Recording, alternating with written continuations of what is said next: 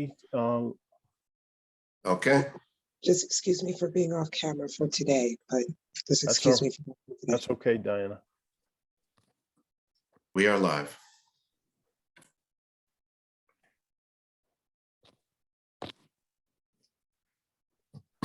Okay, great. All right. Well, good evening and welcome to the Finance and Claims Committee meeting for today, Thursday, December 9th, 2021. That's beginning at 7:02 p.m. I'd like to start the meeting with the roll call. If you could please announce if you're present. Council Member David Hooverman, Present. Council Member Tom Keegan, Here. Council Member John Kides, Here. Council Member Diana Revelous. Here, Great. And I know Jen McMurr cannot make it, and Nora will be joining us shortly. So we have a quorum, so we'll move on to the next item in the meeting, which is public participation. I know no emails were sent in to us. Larry, do we have anyone that has signed on who is looking to speak at this time? I don't, I think we just have the recording secretary. That's who I see. There's only one person on, but if you'd like to speak, please raise your hand electronically now.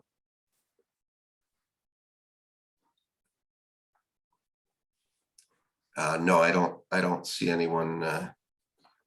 Okay, very good. So at this time, we'll close public participation and move on to item 4 on the agenda, which is approval of the minutes of the Finance Committee meeting for October 14th, 2021. Do we have a motion? motion, Thank you, Councilmember Revelous. So do we have any corrections? I know I have a few. Starting on page 1 under attendance. The last person that should be listed there, the name is George Theodoridis, Theodoridis. You can remove Nick,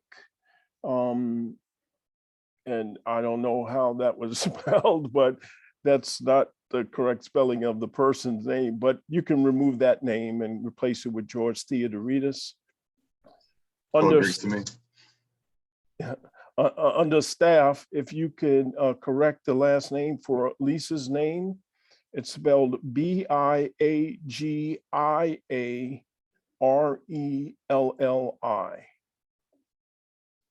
So that is the correct spelling for Lisa's name there.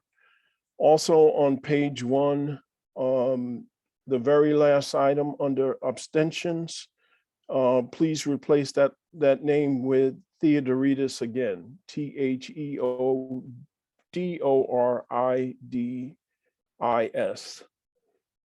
Moving on to page 2 of the minutes. Again, under the narrative for tax collector, October 8th, 2021, you'll see 5 places where you'll see Lisa's name. And again, please correct the spelling. Biagiarelli.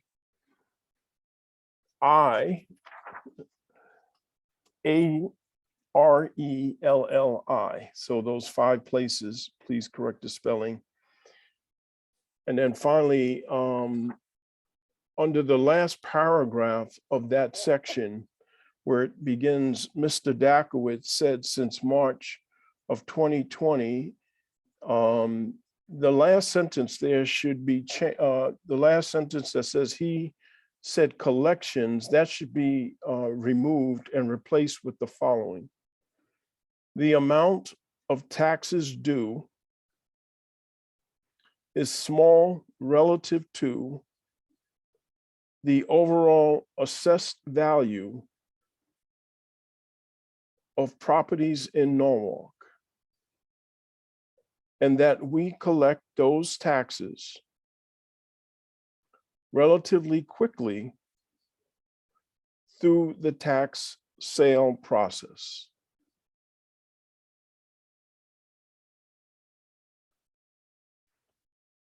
those are the corrections I had. Does anyone else have any other corrections to the minutes?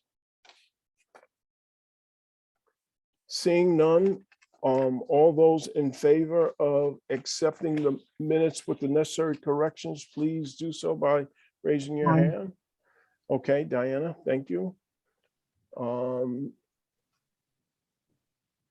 And let the record show that Nora Najelski Eichner has joined the call.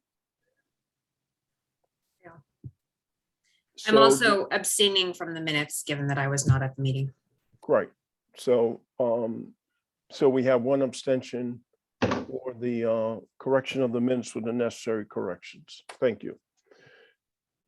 With that, moving on to item 5, 6, and 7, which is the claims report, followed by the narrative on tax collections and the monthly tax collectors report.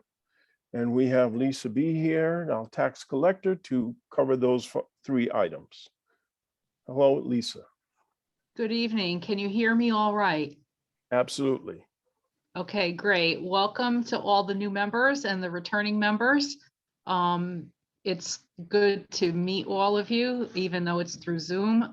I've submitted a couple of different things for you, and I'm going to just jump ahead. The first one is a memo that I prepared last month for the new members of the committee that gives a little bit of a detail as to why I'm at these meetings. And one of the reasons why I'm here every month is the committee has an oversight role with regard to tax refunds. And any refund that is in excess of $15,000 needs to be voted on and approved first by the Finance and Claims Committee and subsequently by the full Common Council. Refunds in amounts less than that are processed through our division without oversight, but we also report them on a monthly basis to you. So you're going to see these claims every month, and you'll see me at the meeting to go over these claims. And I explained that in a memo that's dated November 18th. It's a 2-page memo, and it talks about other things that we do with our division. I've taken the liberty over time of taking advantage of my being at your meetings anyway to update you monthly on tax collection, on revenue collection, because property taxes comprise approximately 90% of our operating revenue. And we feel, the director and I feel, it's important for the policymakers to understand what's going on with regard to that huge chunk of your revenue pie. So that's another reason why I'm here. And I give you monthly reports that compare our collections year to date with where we were last year at this time. Also updates you on delinquent collections. And because some people don't like the spreadsheet, I also put the same basic information into a narrative report and also fill you in on what's going on. Like, for example, when tax bills are being mailed and things like that. This month, unfortunately, I'm overloading you with paper because I have 2 months worth of reports for you. So I have 2 monthly spreadsheets, 2 months worth of narratives, and then the claims, and 2 months worth of claims as well. So with that being said, the first item on your agenda is actually claims. And this month there are several special requests that are in excess of $15,000 that do have to be voted on. I looked them up before I came to your meeting, and by way of explanation, one of them is for $114,000 and change for I'm a company sorry, called Erie Fleet LT. Hello, Lisa. I'm sorry to interrupt, Yes, but can you hear me? yeah, I'm sorry to interrupt, but I was under the impression that it was $10,000 was the clip level. Anything over $10,000 we would have to vote on. That's the guidance we've been using, not 15,000. You are correct. I stand corrected because I'm looking at my own report and it says 10,000. So I Okay. apologize. That is correct. No problem. Refunds in amounts less than 10,000 are processed by us. In excess of 10 have to be voted by you. And I Thank you. apologize, my error. One of the ones that is in excess of 10,000 is a refund of basically 4 years worth of vehicle taxes that were taxed in error. These are vehicles that are leased by Cablevision and Altice. There is a state tax exemption for these vehicles.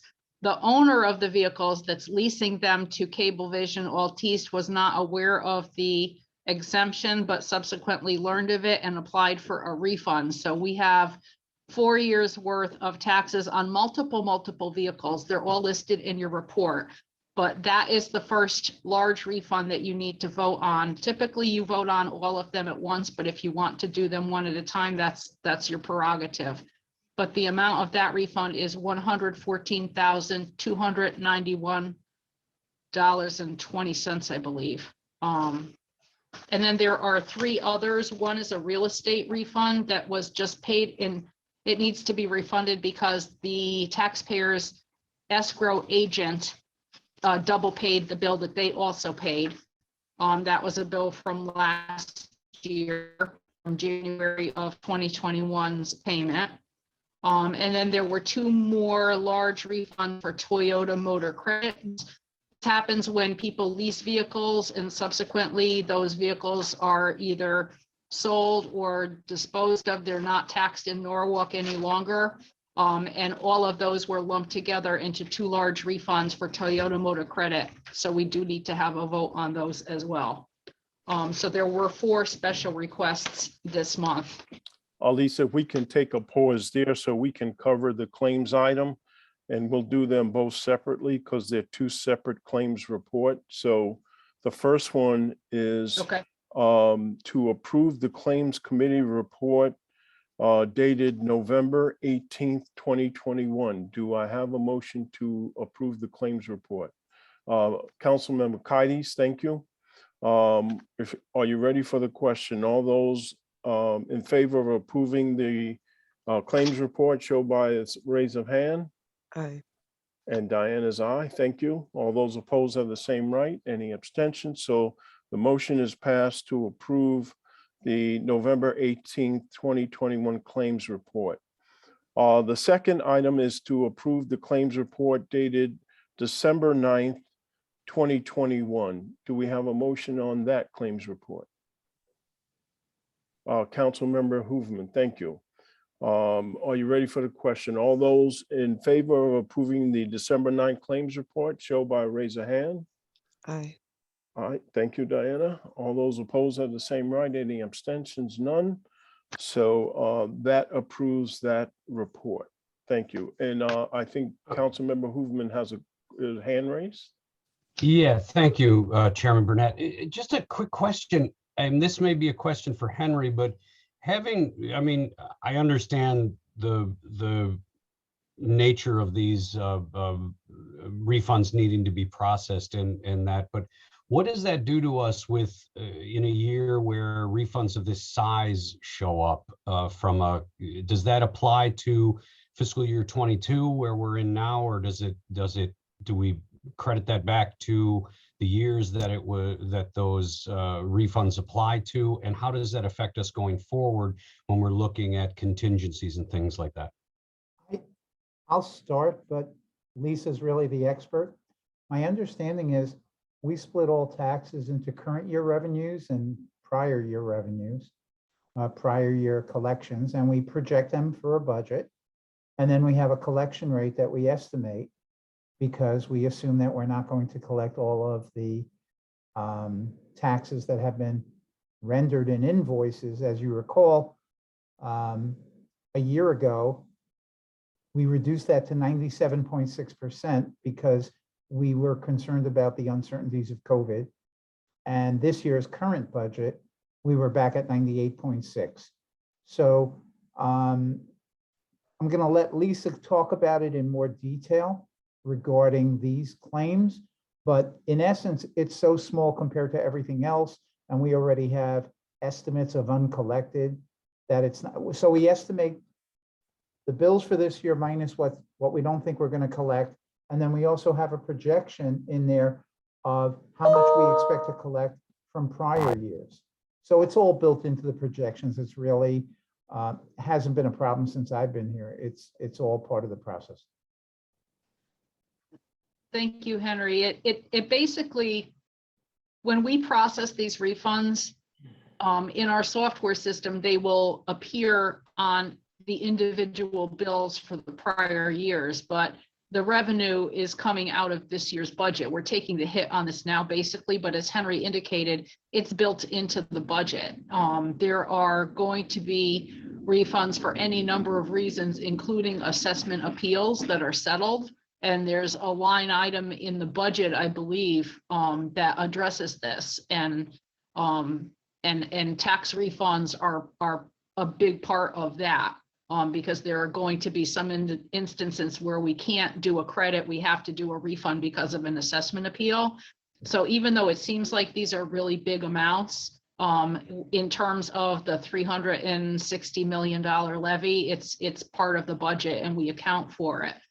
There is a state law that says that you must apply for a tax refund within 3 years of the due date. So a person couldn't get a refund for like a 10-year-old tax bill. This individual company, the one with the motor vehicle, there's 4 years worth of refund there because they had actually applied within the 3-year time period. So we're going back to the 2017 grant list. And that's even a little bit unusual. It's usually just the 2018, 2019, and 2020 grant list that we're dealing with. So just so you're aware, the reason that state law is there is to prevent towns from being overburdened by refunds for prior years when that money has basically long been spent, right? But that was a good question. I hope that addresses your question, Councilman. Yes, thank you very much, both for the answer. You're welcome. Would you like me to proceed on to the monthly report? Yes, Lisa, if you can proceed to the narrative and I'll share my screen and bring it up. Okay, great. I'm gonna basically skip to the November one. The October one, the narrative that discussed the October report, I won't even worry about because we're into another month. That month, if you're interested in all the details about the tax sale, it's in there. The most important detail was we collected $8.5 million on our tax sale. That was basically the highlight of last month's report. But moving on to this month's report, we are 5 months into the fiscal year, and we are at 54.11% of our current levy. Now, if you look at last month, you wonder why it went down a little bit, because last month we were at 54.44 and now we're at 54.11. How could that be? Well, we added in the motor vehicle supplemental billing into our receivable because I put that on our system in the end of November. So our levy is now, we have more to collect and we're not quite as far along in the goal as we were last month, but we're getting there. So that's why that number has changed. I'm always giving you current figures, net of refunds and net of any changes, so that you can see what our actual collection figures are. We are in the process of billing the second installment right now. Our bills are at the printer. We usually like to have them out in the mail by December 10th, but we're a little bit later this year. They're going out the beginning of next week. And these bills are not technically due until January 1st, but payable by February 1st. But we like to mail them out prior to the holidays because many taxpayers like to pay by the end of the calendar year. So those bills are at the printer. They're going out now. We'll be in the middle of our collection period shortly. You can pay your bill online, over the phone. You can pay it walking in at several banks. We have all that information online and on the bills for people. But we're looking forward to launching into our second collection period now. In terms of collections, we think we're where we need to be. Thankfully, you know, we haven't seen negative effects from COVID. We're coping pretty well. And the only other update since the last time I spoke with you, we do have fully staffed now. Our office is now staffed at 8 people. Our new cashier started this week. And we're very grateful to the support that the council gave in trying to move that along. So that's all good news that I had for you. Lisa, we're seeing uptick in COVID transmission, has there been any discussion of a possible extension from the state as a result of the increase in COVID, that there might be an extension given to municipalities for their tax collection? I haven't heard of anything, no. But I'll let you know if I do. I mean, I think if we did find out about it, it would probably be for the summer collection, but I think it's kind of too late to do it for now. But we have not heard of anything. We have talked on the level of the finance division about what we would do if we had to shut down again. So if we have that situation that we had with the building being closed, we would probably open up that window in the lounge like we did the last time to continue to offer in-person service, because as most of you are aware, our office was open through the whole pandemic, and we did still offer service to people in the building.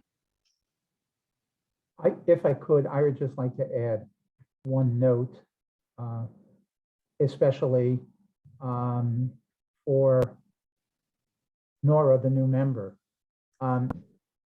We follow two different statistics. As Lisa says, month by month, things can change. There may be a change in how much we bill. It could go up, it could go down, depending upon the appeals process and information that we go forward with. And so actively, the amount of collections is changing, as well as the target. So her percentages can go up and down. From a budgeting point of view, at the end of the budget process, which would be May this coming year or May in prior years, we set the levy, and that's the number we use from a budgeting point of view as how much we are collecting, and we don't change that during the year. And that's where the 97.6, 98.6% applies, because that's what we do with all of our budgetary items. Are we ahead or below with revenue, ahead or behind on expenses? So that's why sometimes you have to make sure which set of numbers you're looking at. It's a little dynamic the way Lisa does it. The very good news is we're in the high 98s of collections on a regular basis. And those that don't pay, we usually get within 3 years with the tax sale. So that's the very big high level picture.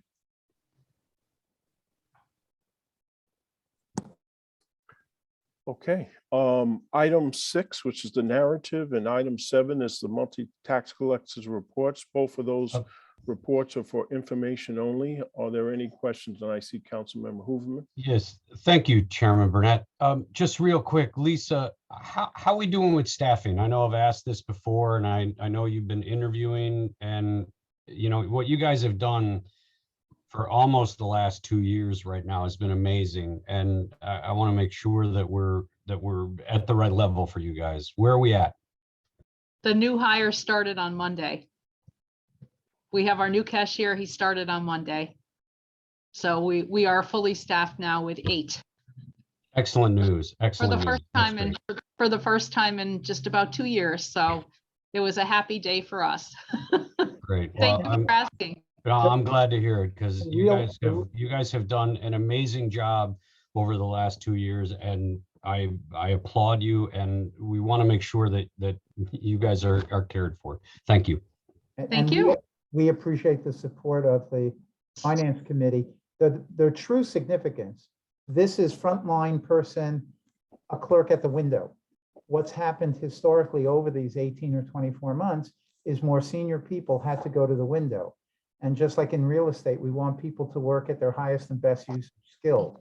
So this way, we don't just get arms and legs at the window, we're now going to get better benefit from all the other activities that have to be done by the more experienced people.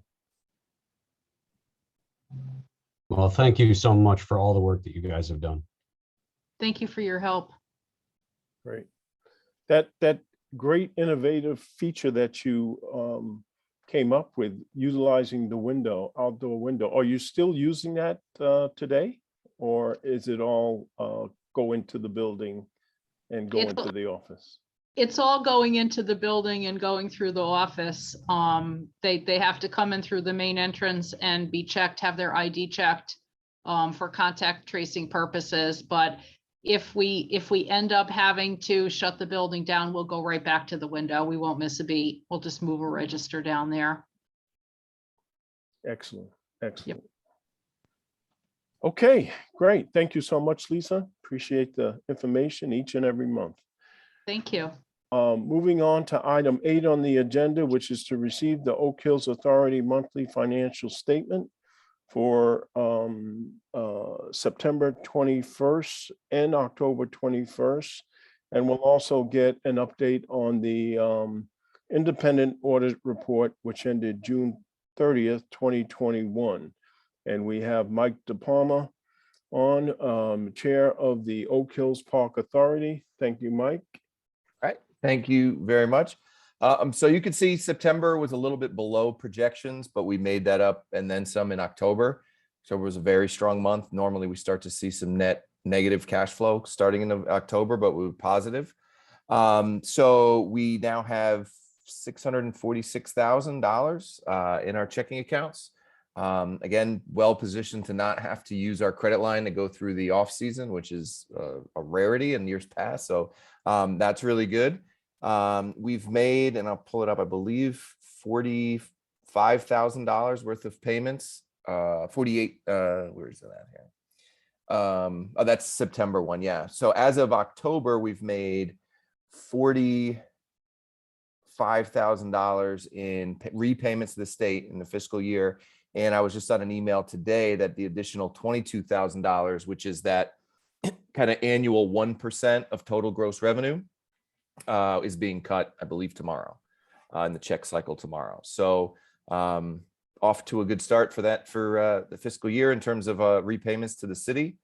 The work on the continuous cart paths is underway. None of the payments are reflected in this. We haven't gotten any invoices from them yet, but that continuous cart paths is on track to be completed on time. So that'll be good because that'll immediately start to generate additional revenue. The restaurant, we had the text change to the zoning, so that was all set. The last piece is on Saturday, they have to put a dedicated line for the fire alarm system that had to be completely updated. And so once we have that, we'll have that sign off, and the plan is to open next weekend.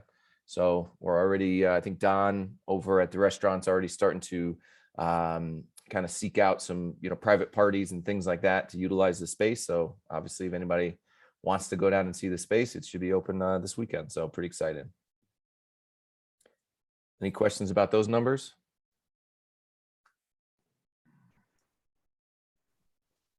Mr. Chairman, I got a question, if you don't mind.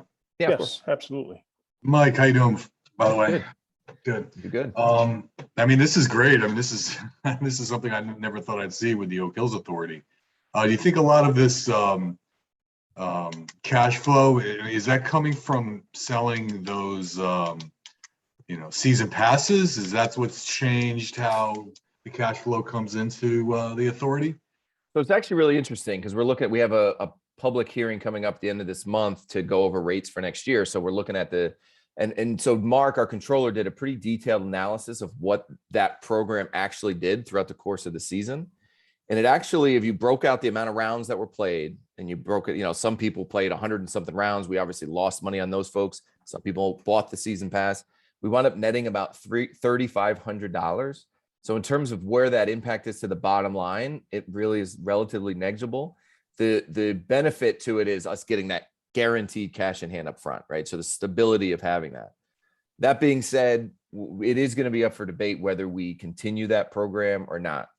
And I know there's some folks on the authority that are very much for continuing it. I'm on the fence, to be honest, because I think if it's going to be a kind of a wash, I do like the stability of having that money, but I also think giving tea times to folks that have that are ahead of the regular residents who just play maybe 5-10 times a year, I can see the frustration there. But in terms of bottom line, it really, the benefit to it is that influx of cash during the off season when normally we have very little cash on hand. Because memory serves me, around this time, there's beads of sweat on everyone's forehead because the revolving line of credit is kind of hitting its end. And it's always Yeah. the question. It was like Right. that every year. The first 2 Every years I was on year. the authority, it was, well, that's one of the reasons why we needed an influx of cash. That's the reason why we implemented this season pass, because we would not have been able to open during COVID in 2020 because we had maxed out our credit line and then we had to delay a month and a half. And at that point, we didn't even have enough money to pay our insurance to open up the course. So that is where the kind of genesis of this program came from. And it was great. But yeah, no, it's good. I mean, part of the thing is golf rounds are up. It's a trend nationwide that sustained through. I mean, we didn't know if it was a 1-year blip because of COVID last year, but the rounds are significantly higher than they were in 2019. There's that. And I do think we did some, real hard looking at the books, and I'll give credit to Mark and Joe Andrasco, who's our treasurer, to go through that and make sure that we were really keeping on top of that budget. So I give Great. them a ton of credit. Hey, Mike, if the season pass program continues, when does that go on sale? It would, I think, go on sale. So the meeting is next Thursday, and I believe the store would open up before the end of the year, or it could be January 1st. Okay. And the other thing we're looking at right now, we had limited it to 75 folks. We're thinking about lowering that to 50. There's a couple different options on the table to alleviate some of that issue that I mentioned about folks not getting access to the really good tee times. So we're looking at a couple different things, but it'll be open in the store by January 1st if that occurs. Great. Thank you, Mike. Yep. Council member Revelous, Diana, you have your hand raised. Thank you, Chair. I have a question, and forgive me for my voice just coming back from work away. I asked, I think, a little last year on what Oak Hill may be doing to open their doors and their awareness to communities that really don't normally do or go to, like golf or whatever. So being like on a more subsidized, or what are we still doing to open it to maybe families, children that don't normally go to Oak Hill, that now can actually see and experience it, and can also bring an additional line of credit, of profits, even though it's maybe lower, but it's still now more people that are coming who wouldn't have accessed that experience beforehand, and can actually help subsidize those off seasons where you get those people who are only coming at 8 or 10 games. Has that been thought of, especially with the opening of the eating space, and just what are we doing more so for the community who's not normally in Oak Hill that can maybe be at a more subsidized rate, but it's almost like the Walmart experience, like you give it lower, you get more people type of thing? No, I actually have a meeting tomorrow with Paul Alexander, who's our golf pro, and we're going through a few different things. He really has done. He came on during the pandemic because our old golf pro left, and he did a really good job with our youth program and has expanded. That team has done really well. They actually won. They beat some of the private courses, which is really awesome to see. Yeah, I said I said his one downside, he's not publicizing that enough. Like it's really awesome to see, a municipal course like Oak Hills do that. We're also, one of the things that I think has been kind of missed for a long time at Oak Hills is the nature portion of it. Yes. And that nature committee, they're a great committee. And I think now that we have the restaurant space open, I know they've been already having conversations with Don about some of the things they could do there. I took my daughter there a bunch this summer just to walk the trails. It's beautiful. And I just think we don't do a good enough job to promote that aspect of it. Yeah. And so I do think the meeting space, I think, will be good. So you could do some events. Don's already committed to doing some fundraisers there as well. And then on the other piece, again, that goes a little under, reported on, is the tennis center. And Denise, who runs she's the chairman of our committee on the tennis center. She's doing a great job fundraising, and also wants to have some youth programs going on there. And she's got some really cool ideas, because that's another piece. We get this steady money that comes in from that. It's guaranteed. It's great.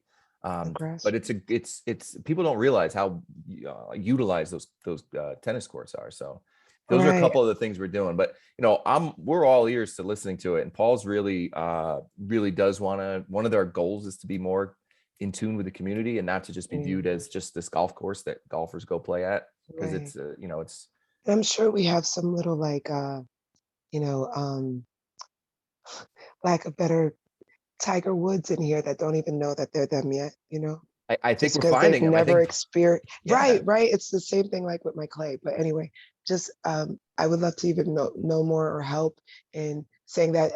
And are you guys with the grassroots with tennis as well? That's right behind the Lunar Core area, that program that does with tennis.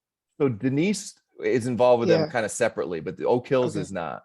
So that's Okay, something okay. to look at as well. Right. So, okay, I would love to continue that. That was my question. Thank you very much. And would love to continue finding more ways to get the community who doesn't get to experience it as much to be a part, especially with the sport and nature, I think would be brilliant and would bring a great, even though lower, but would bring a cash flow unexpected.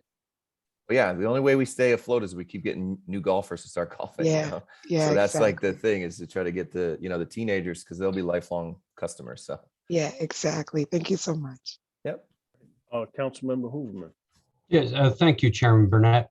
Hey, Mike, question, you bring up an interesting point, which is the nature side of Oak Hills and the fact that it is a city park, has a golf course in it and a tennis court. I notice when we look at the financials, we don't see line items that pertain directly to the nature side. And with the growth that I see happening through the golf, are we thinking about, you know, putting some line items in there for programming for the nature side, not just the maintenance of the nature trails, but also, you know, programming for that sort of nature education and those types of things, sort of building on what Councilperson Revolus was talking about, you know, sort of attracting more to utilizing Oak Hills and the beauty of Oak Hills. I mean, it's fantastic, and the golf is great.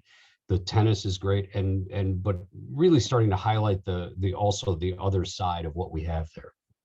Yeah, I mean, in years past, like you said, it's just been kind of lumped in as the general maintenance of the whole park. So it's not, when you see the maintenance cost, it includes all that.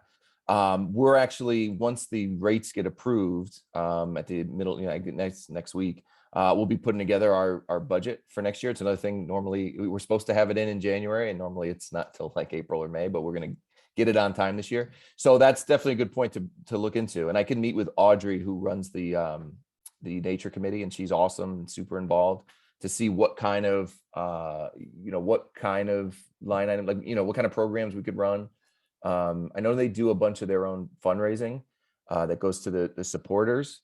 So maybe it's something, like I said, Don is really open to doing fundraisers and stuff through there, or we could just have, you know, full on line items. I mean, even as a kid, like, we never went there as like a camp trip, you know, we never did those things, and we should. Yeah, nice We go to Cranberry nice Park.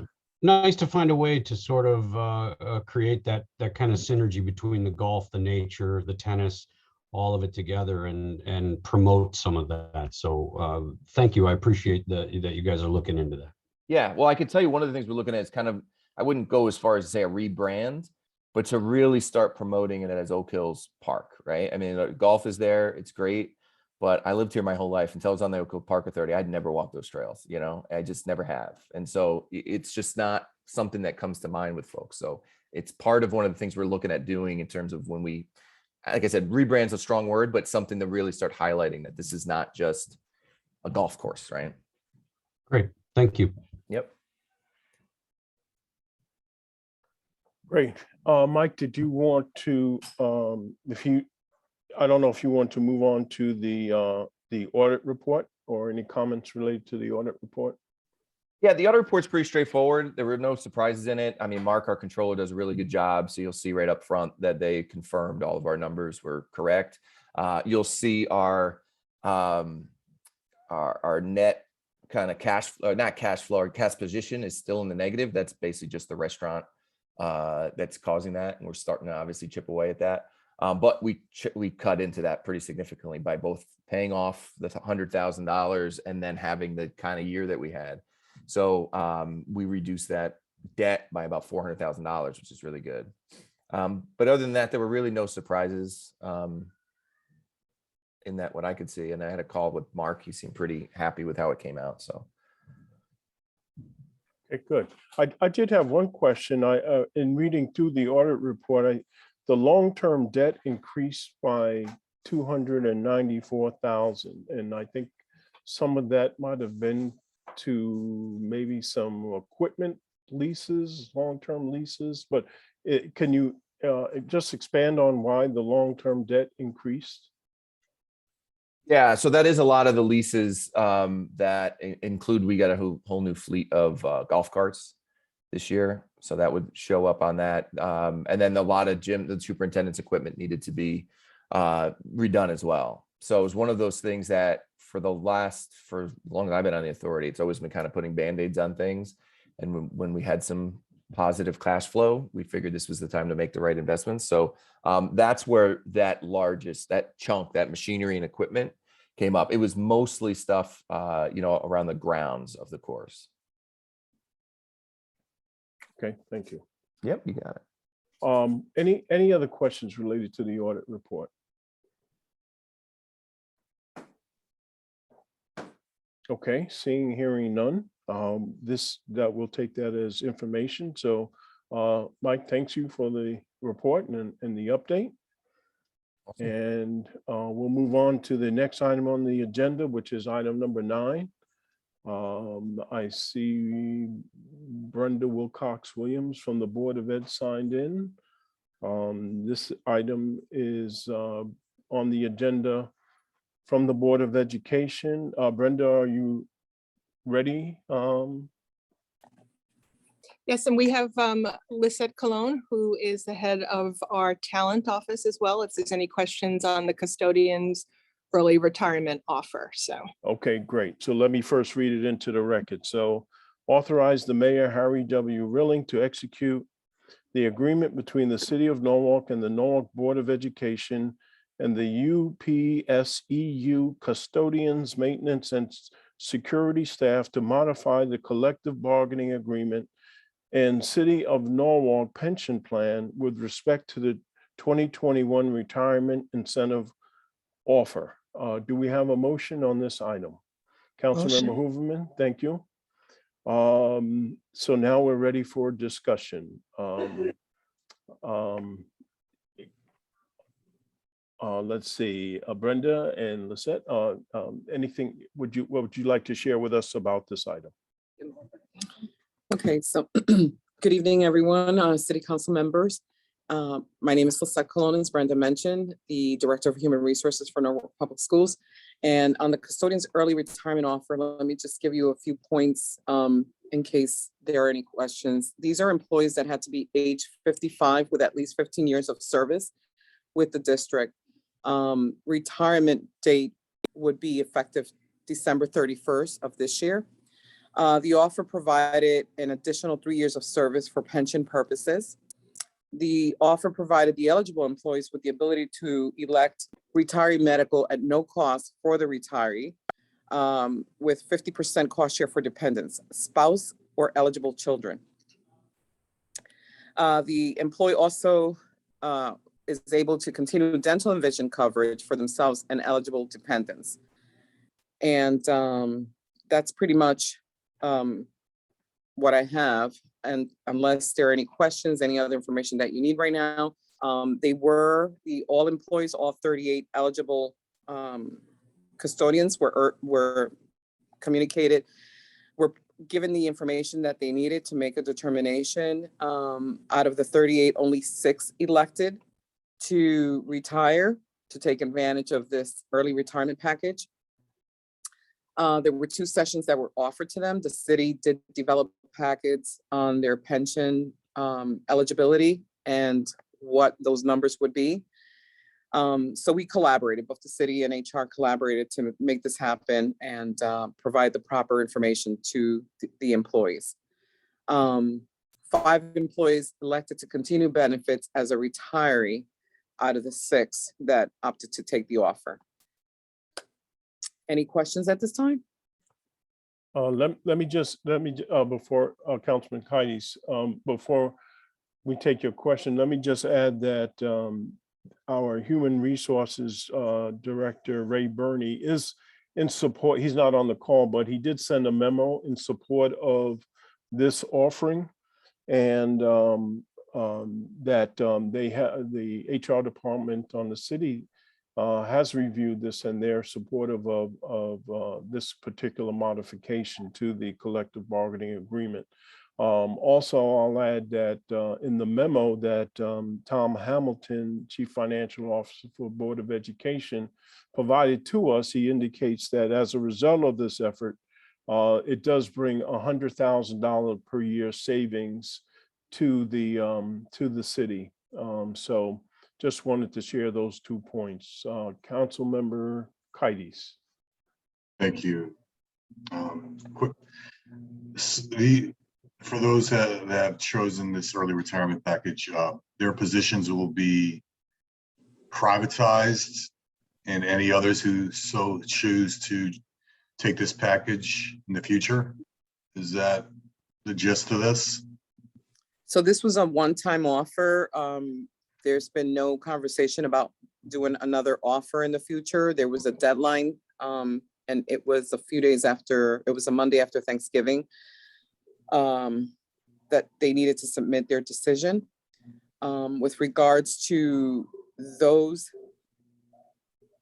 positions, it is the district's best interest to, if needed, those positions will be outsourced. Okay, yeah, I've been doing this a while. Yeah, I know back when it was whomever retires, their position's been filled, outsourced. Okay. And you said, I'm sorry if I missed it, you said 5 or 6 have chosen? Right, out of the 38, 6, right, 6 employees elected to take the early retirement offer. And out of the 6, 5 elected to continue the benefits as a retiree. And, okay, thank you. You're welcome. Can I make it? Oh, I'm sorry. Councilmember Keegan, yes. Thank you, Chairman Burnett. Can you explain the medical benefits package again to us, please? Sure, I'd be happy to do that. So the medical package, their medical will not change for the employee. For spouse and eligible children, it will be at a 50% cost share. And they will also be able to continue their dental and vision coverage for both themselves and eligible dependents. Okay, so for the employee, there is no charge for Correct. medical. Correct. And for children and or spouse would be 50% of the premium. For medical, but the dental and vision coverage continues as is. Okay, and then obviously they're required to go on Medicare at age 65, is that correct? That is correct. Okay.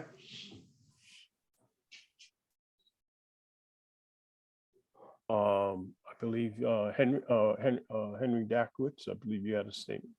Your hand up. Thank you, Greg. Tom Hamilton coordinated with both Ray Burney and myself for moment one. It was modeled on the early retirement package that the city had offered a year ago. The concept for the Board of Ed is similar to what the city did, where we save money on current payroll costs, but the pension and OPEB costs go up because the deductions that normally would go into the fund are being terminated earlier than what originally was planned by the actuaries. And the benefits that are distributed are coming out sooner. So on the pension and OPEB side, there's a cost bump and there's a savings on the front end. John, going to your thoughts, the way Tom explained it to me with 6 people, they've done this already where they outsource a whole school. And that's where they get the savings. If it weren't enough people taking the program, the option, then we wouldn't get that savings. But when you can take a whole school, the custodians that had been servicing them are now retiring. And now we outsource that school to the outside vendor that we already have. That's where we get the savings.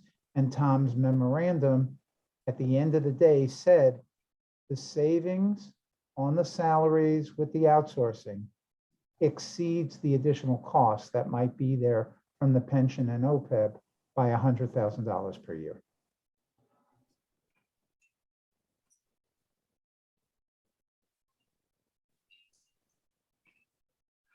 Okay, let me see, Councilmember Jagelski, did you have your hand up or? I did, and this question really may be more appropriate for the Board of Ed, but while I recognize that our outsourced vendors, we then don't carry pension costs for, do we have contractual requirements in place that our outside vendors are paying living wage to the custodians who are replacing folks for what are currently living wage jobs here in Norwalk? This is a long contract that we've had for a while.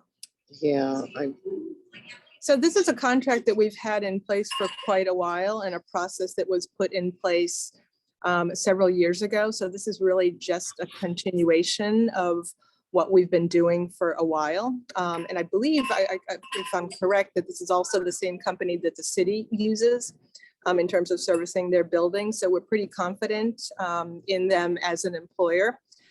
They've been delivering staffing levels and service levels that we've been very pleased with throughout the district. So we're confident that they're both hiring excellent employees and treating them well.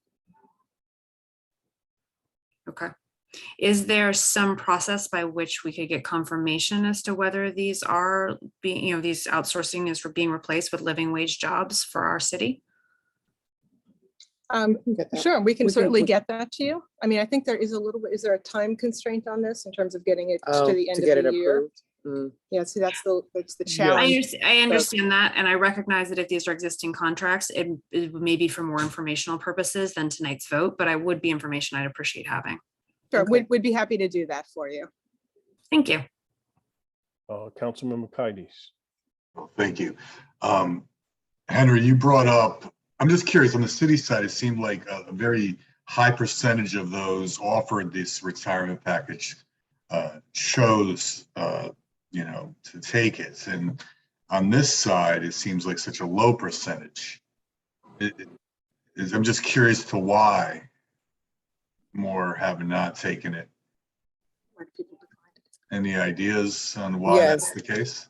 yes, after, I'm sorry, if I may. Of course. Okay. I mean, I'm not sharing. Yes, so after careful review of the information that was provided in terms of what they were going to be receiving from their pension, some of them just felt that it just wasn't enough for them to be able to retire or take their early retirement. The deal wasn't good enough. Okay. Right, exactly, pretty much. In a nutshell, yes. Okay, Thank I mean, you. they had to look at their own personal situation. and Correct. make a Everybody's decision. different, correct. Right. Councilmember Revelous. My voice, sorry. Thank you so much for that question, because that was actually pondering in my head. Usually taking an early retirement is actually more hurtful than beneficial for people. But when we talk about when we talk about outsourcing, is the outsourcing, especially to what type of outsourcing? Like, is it an automated outsourcing? Meaning robotic? No, it's contracted to an outside service that provides us with custodial staff in the building. And as I think Mr. Dakowitz mentioned before, our preference is always to outsource a full building at a time, because that's really where the savings comes in. And we're also careful that it's best not to have outsourced staff come in and work side alongside your in-house staff. So this has been part of a very careful rollout that we've put in place for several years now. I appreciate it. I just hope you, and not to cut, but you do understand my question though, right? That doesn't sound weird, because I'm also still thinking about like was brought up with Council the other council members before, longevity in a actual tangible work for our town residents who live here, that are, a lot of things are becoming automated in AI. There are machines now, literally you could go into a grocery store, watch that clean and do that. And if you're outsourcing and somebody else has control of that, you can't necessarily say that in a few years or so, cleaning will no longer be an actual a job here, but an automated program and system. I understand your question. Thank you You for know what I mean? it, and I appreciate it. There's no intent to automate this. Schools are, difficult buildings to clean and maintain. Right. Really require the personal touch. Right. Whether it's in-house personnel or contracted personnel, they become part of our school community, and we have a Right. for our custodial staff. And there's no intention to automate those now or in the future. So thank you for that. And thank you for understanding where I'm coming from, and that I don't sound loony. Nope, not at all. Not at all. We appreciate the question. Thank you. Councilmember Hooverman. Thank you, Chairman Burnett. I have a comment to make, not necessarily a question of any kind, but it builds off of what Councilmember Keides brought up and what Councilmember Revolus was talking about. And that is that, I know the city did the early retirement package, and we had some people that took it and left, but we're looking to fill those positions within the city environment, within the city structure. What troubles me here is that we're looking to fill these positions by outsourcing to a company that has its own personnel structure, and people roll in or roll out, and we have no control over that. And the outsourcing part of it, I think, is what I find troubling, that we lose these positions that are city positions, as Councilperson Revolus spoke about, and we fill them with a corporation that comes in and does the work. And that I find that troubling to me. I understand the savings, I understand the items that you're talking about, but I also have a problem with the loss of local manpower at that particular juncture. And that's my comment. I would just comment on that. These are this outsourcing firm is a major vendor of ours. I believe it's Guardian Industries. They provide not just maintenance people, but they also provide security personnel. And when we went through COVID and had to have extra cleaning and change all the procedures in all the buildings and make sure everything was safe, they were able to flexibly do it and do it properly, quickly, adequately. My understanding is their treatment of their employees is excellent, and we wouldn't contract with them otherwise. So those concerns are not there. So I really feel that this is an area where we almost have more control, where we have a third party that manages their staff. They make sure they get the right people who have the right attitude, who give us the right quality of service. We've had that on both the personnel side, the security side, as well as maintenance. I know Sharon, as purchasing agent, has conducted RFPs recently in the last year or two on security, and they win because they're good and they give good value to the city. So I would not think that this is a problematic area. Thank you. Which I do understand those from a conceptual standpoint. I understand it. I understand it in the practical standpoint. My point is that the continuation down the road of privatization is not a path that I personally believe that we should be on in a complete process, and that's why I brought it up. Understood.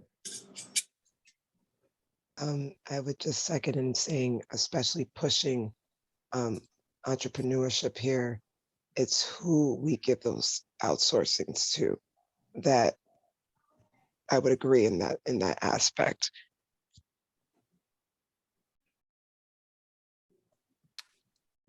Okay. Are there any other questions on this item? Okay, the motion, the item has been moved and discussion has taken place. So are you ready for the question? All those in favor of the approval of this item, show by raising of your hand. Aye. Okay, so let the record show we have Councilmember Hooverman, Councilmember Burnett, Councilmember Keegan, Councilmember Najelski Eichner, Diana, I I can't said see. aye. Aye, and Councilmember Revelous. Okay, all those opposed have the same right? And any abstentions? We have one abstention, Councilmember Kides. So the motion has passed. Okay, thank you. Thank you. Moving on to item 10 on the agenda. Councilmember Najelsi, you have your hand up?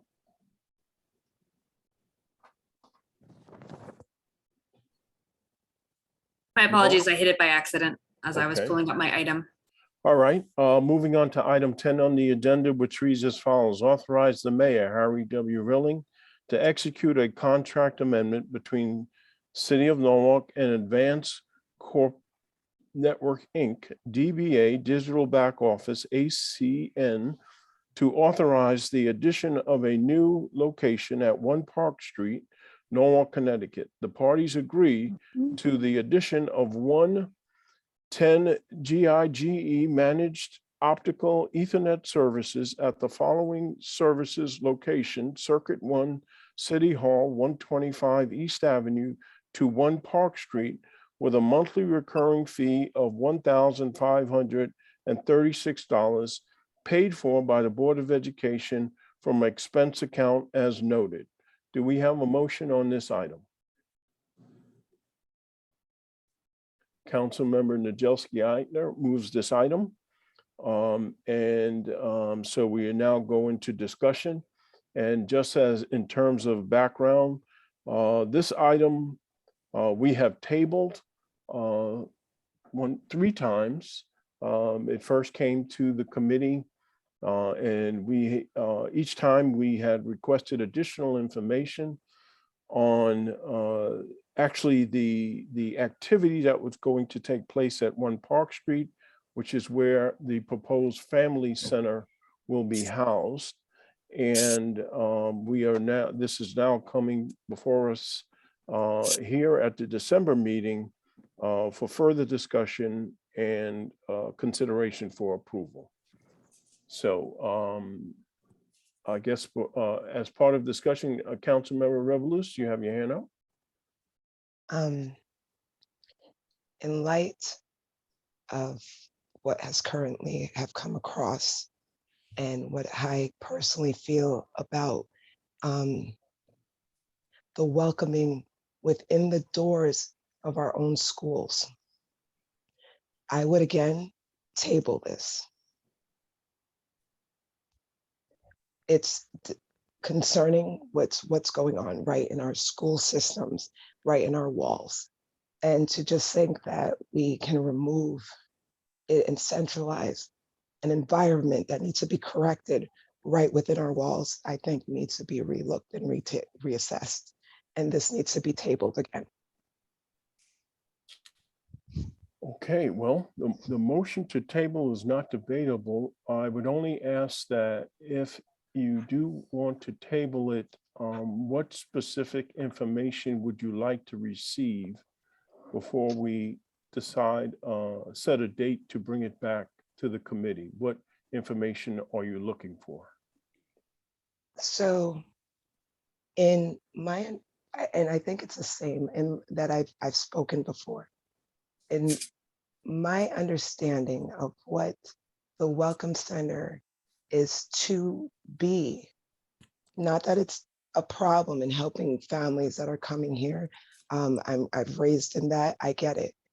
But it's the understanding and assessments of the families and children that we already have right within our walls, the disproportionalities that we're dealing with right within the schools, the struggles after a pandemic that some funding should be going to? And is it being assessed before we assert it to another program, another building, and another four walls? I don't even know, because it's not one thing. I think there's a question of if especially with certain events that just currently happen, which again, we keep getting these abrupt reactions for words, but we have no proactive situation or plan that even will welcome a child once they get out of a center into a school that will not be either racist or ineffective once they get within those walls. So I don't really even know how to say I need so much to understand why we're not just doing this right within the schools versus putting it in another centralized place. And how the process happened is also concerning to me.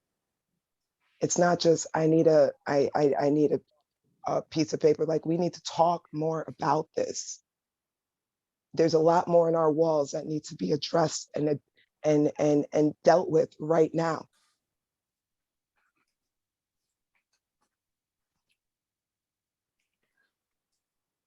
Okay. Well, again, Councilmember Revelous has raised the item to be tabled. I'm assuming you would want this table to the January meeting. Is that correct? I would definitely appreciate that if possible. Okay. So the motion to table is not debatable. So this item will be tabled to the January 2022 Finance and Claims Committee meeting. Moving on to item 11. Sorry, are we, Chairman, are we voting on the motion to table? Oh, excuse me, I'm sorry. So yes, thanks for the correction. So the motion to table is not debatable, but we do need to vote on that. So all those in favor of the item being tabled, item number 10 being tabled to the January 2022 Finance and Claims Committee meeting, please acknowledge by raising your hand. Aye. So we have Councilmember Revelous, Councilmember Keegan, and Councilmember Kides. All those in voting nay to tabling this item, please raise your hand. So we have Councilmember Burnett, Councilmember Hooverman, and Councilmember Najelski Eichner. So we actually have a tie.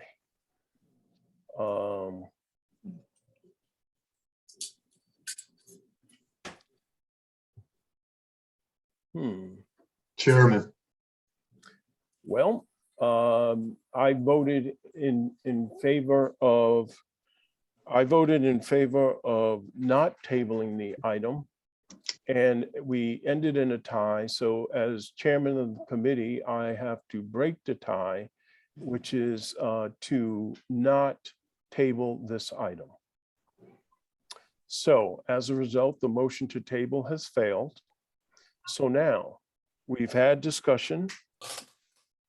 Does anyone have any additional questions before I call for a vote on the item? Councilmember Kides. I do. Thank you, Mr. Chairman. We never had the opportunity to discuss the finances of the Welcome Center as a whole. I know we've been, with this being a piece of that indirectly, we are opening up this conversation, but I am curious. I mean, I've heard rumors and talk, but I'd rather hear it from the folks that actually are, have that information. Do we have like an annual cost for the Welcome Center with all pieces included, including staffing and lease agreements? And I mean, I guess the big picture, do we have any numbers to associate with this? Because it kind of falls into the same conversation, even though we're not approving the actual facility, because obviously we never had the opportunity to do so. But I am curious to know where, as far as the financials, what's the city looking at for this moving forward once the ARPA funding has been depleted? Anybody have any response to that? I Yes. can share with you the numbers that have been shared with myself and others. The actual lease cost is an annual cost of $250,000 a year in terms of lease costs. The initial fit up costs is $250,000 fit up costs. So the initial year investment is approximately $500,000. We would not have the ongoing fit up costs, but there might be other residual costs after year one. But the lease costs would continue each year going forward. Staffing, we have any? I'll Information. defer that response to the Board of Ed. I don't know if the fit up costs include staffing, but those are the two numbers that that's been shared with me.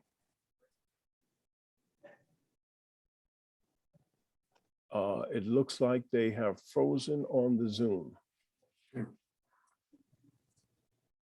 I just thought they didn't want to answer my question. or they just quit.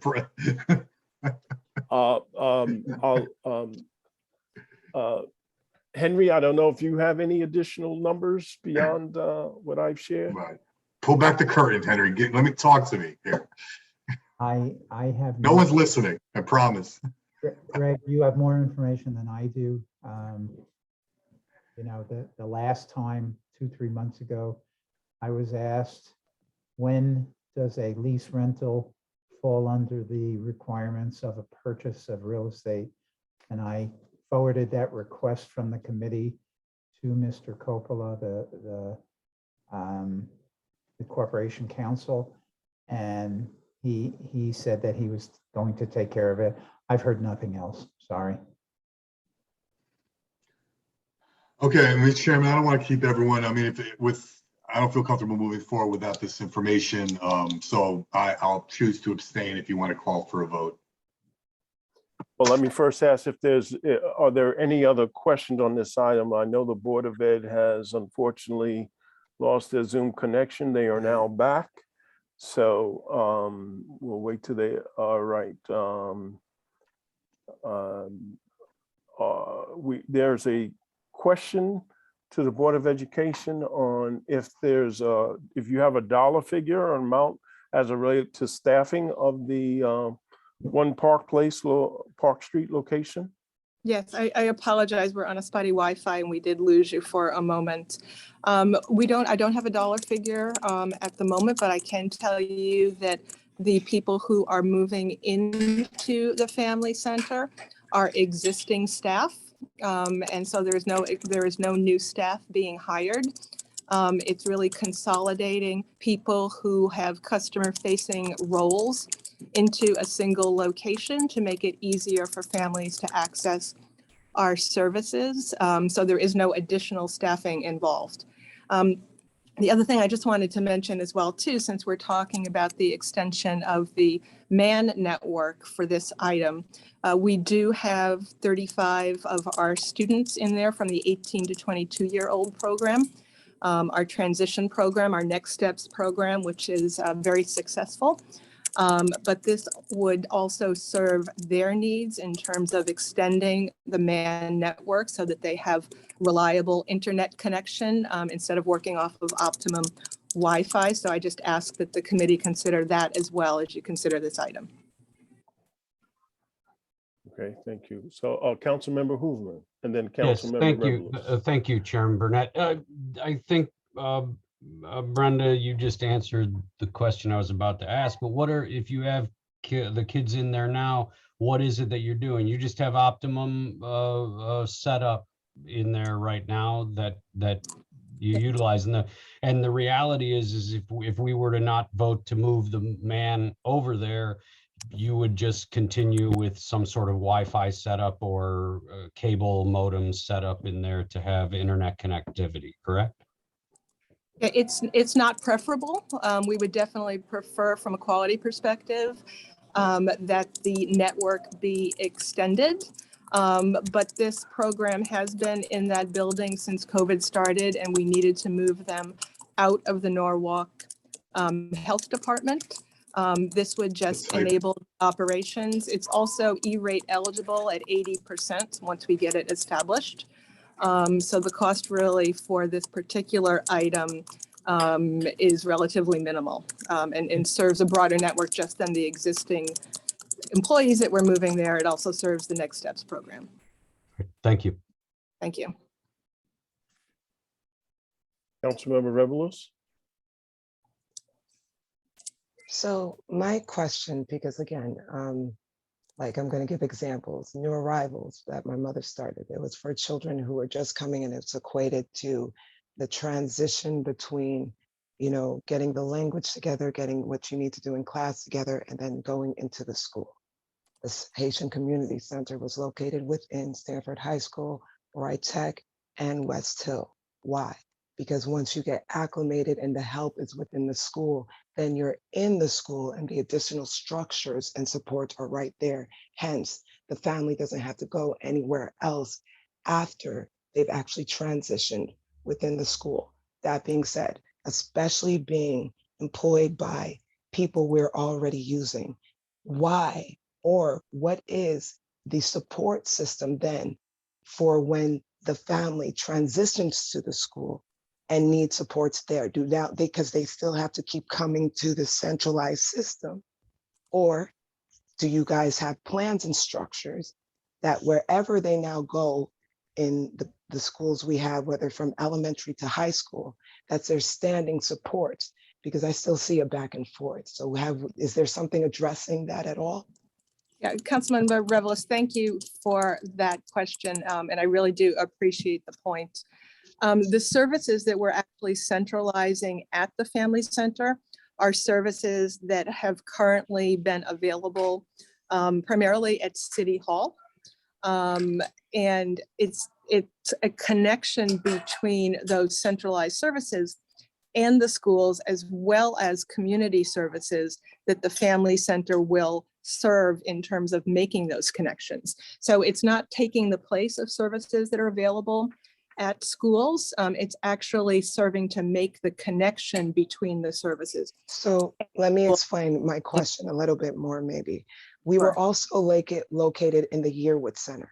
That was a centralized base. So the supports and structures were right within the schools, but then those school supports reported to the Yearwood Center. So again, what is the after plan within the structure to these families going to the school that facilitates that same support?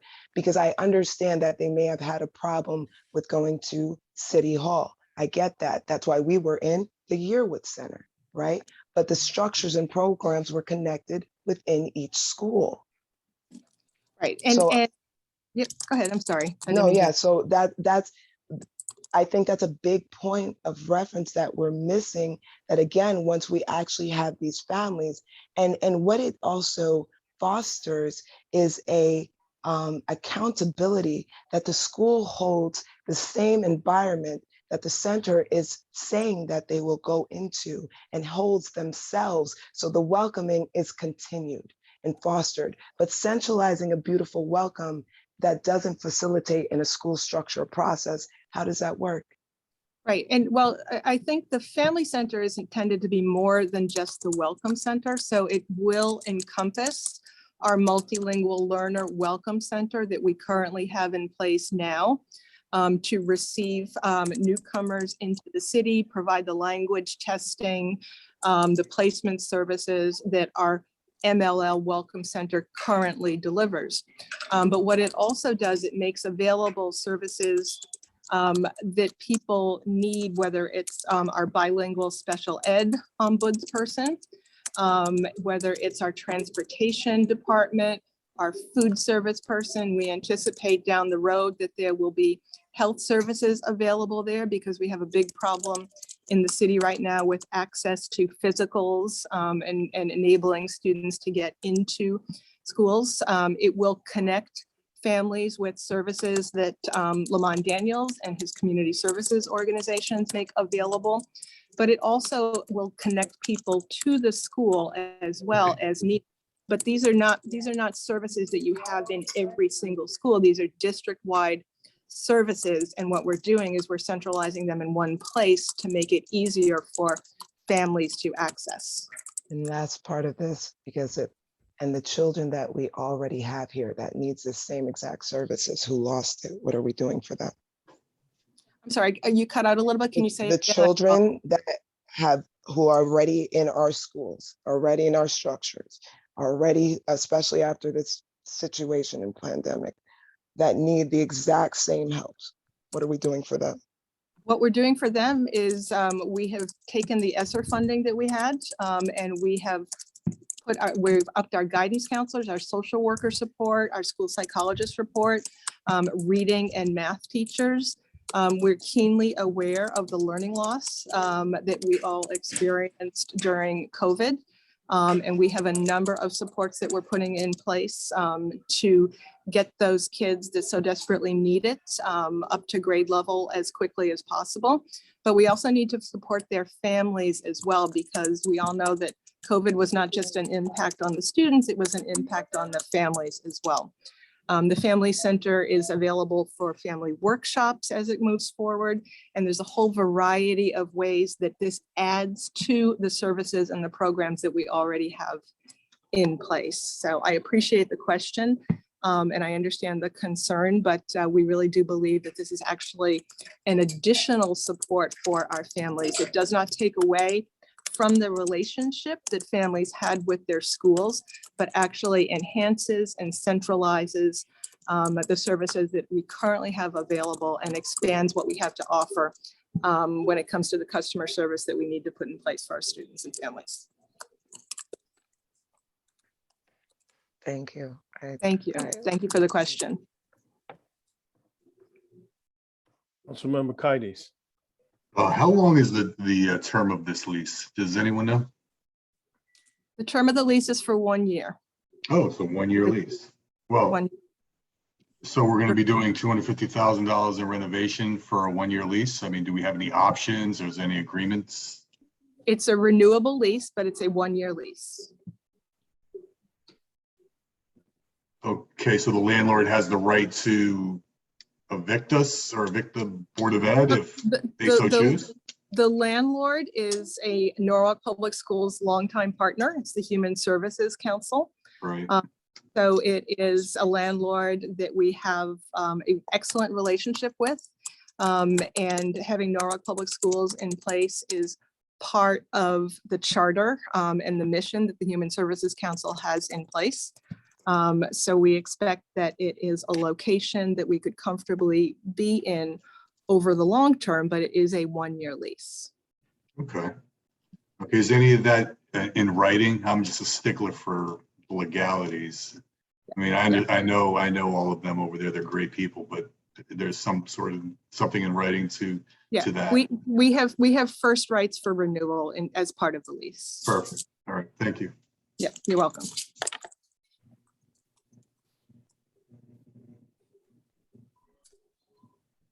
Excuse me. Okay, do we have any additional questions on this item? Okay, seeing none, I'll call for the vote. All those in favor of approving item 10, show by a raise of hands. So we have Councilmember Burnett, Councilmember Eichner, Councilmember Kaides, did you have your hand up? Yes, Councilmember Kaides and Councilmember Hooverman. All those opposed to the approval of this item, Councilmember Keegan and Councilmember Revelous, are you opposed? Right now, yeah, it's either oppose or abstain. I think there's Are you missing, opposing or abstaining? Yeah, I think there's a missing piece here for right now. Yes, opposing. You're opposing. Okay, so and that accounts for everyone. So the motion has passed with 4 in favor and 2 opposed. As a result, this item will move to the full council for approval, at the Tuesday, December 14th council meeting. Thank you. Thank you all for your time tonight. Thank you. Good night. Moving on to item 11, which reads as follows: rescind and new action for copier management services. And then item A of that reads rescind common action of May 25th, 2021, which authorized the execution of a contract with TGI Office Automation to execute a 4-year extension on the master agreement. And B, authorize the mayor to execute Amendment 1 to the master lease agreement for office copiers with IGT Office Automation to execute a 4-year extension to the master agreement for a total amount not to exceed $432,166.56. Do we have a motion on this item? Councilmember Hoofman moves this item, and we have with us our purchasing agent, Sharon Connors, who can give us the background on this item. Thank you, thank you, Chairman Burnett. Good evening, council members. It's good to see current members and new members. So nice to meet everybody again. So back in May, I presented to this committee the council action to execute Amendment 1 to extend our relationship with TGI Automation Services for another 4 years.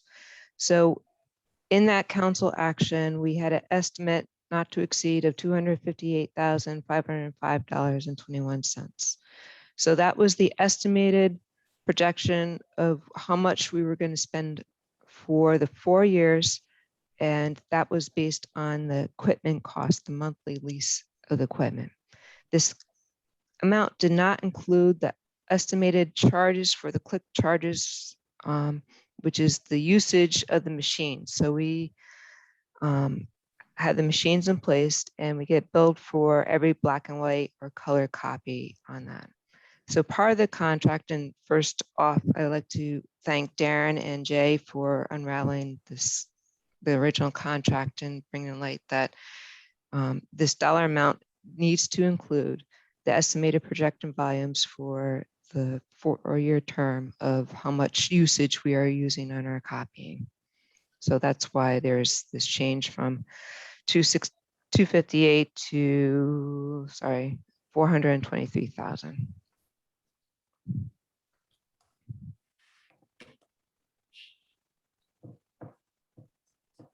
Okay, are there any questions?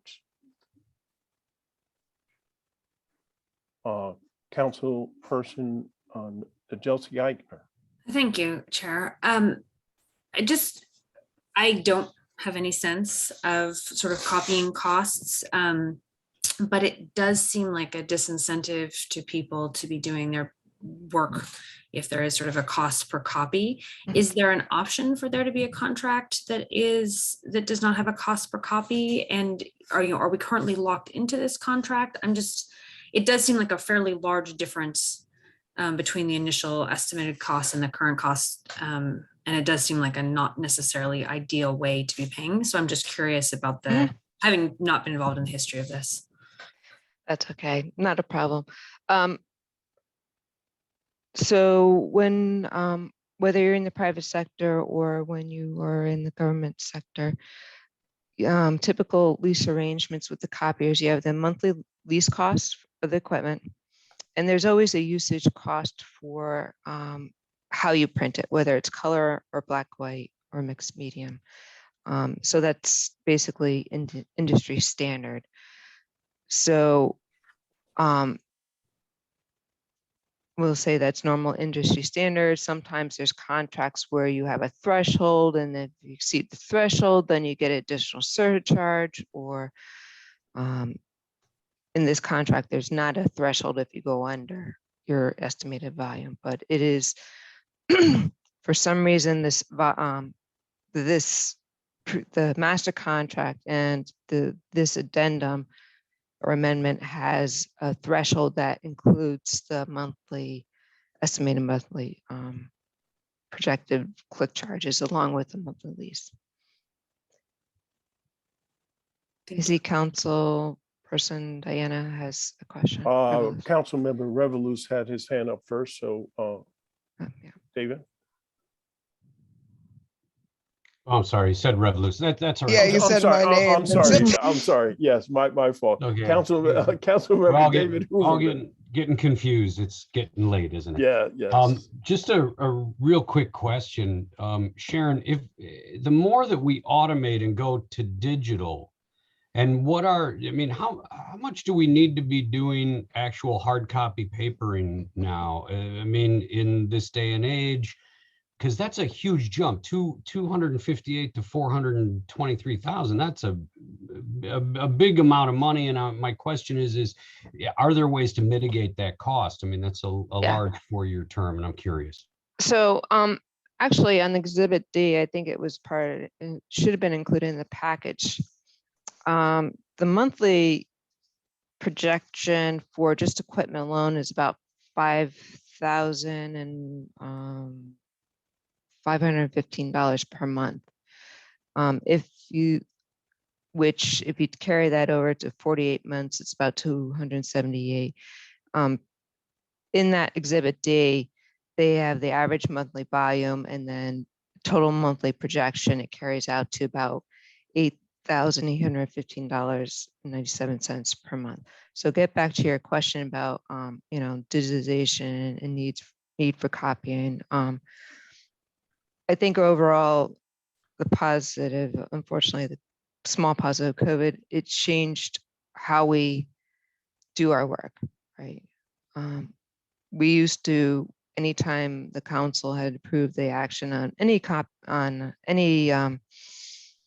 contracts, we used to have to send 4 sets to legal, 4 complete sets. Due to COVID, we send them 1 hard copy complete set and we send a digital copy. So we're not, obviously my department's on the business of making copies, so it was a win-win for everybody. Both departments are able to get the documents that they need without copying. And I think you've all been involved in a lot of our selection committees. We do the review, our RFP process, pretty much all digital. So I try to be a leader in reducing the amount of paper, and even within our purchase. Sharon, you raise an interesting point. You send a digital copy to a department, and then the department decides they're going to print 12 copies. That's on this cost. I mean, that's in that. Yeah. I mean, what I'm looking at here, I'm looking at 29.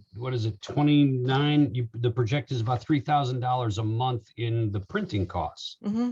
Correct. So it's about $5,000 or $5,800 a month is the rental of the machinery and the upkeep of the machinery, but about $3,000 a month in printing costs. But we don't control specific departments who decide. You may send something digitally, but they may decide to make 20 copies. So correct. I guess my question is there, going forward, is there a way to begin to mitigate this? Because that's a huge jump to go to 423,000 based on what we were looking at in May. Yeah. And I'm looking at going forward in the digital age. Is there any way we can find ways to calm that cost down? Mm-hmm. Yep, there is definitely cost. What I can do as after this tomorrow or later on, I can send over the spreadsheet on the projected, what that monthly projection was based on that number from the previous spreadsheet that I presented.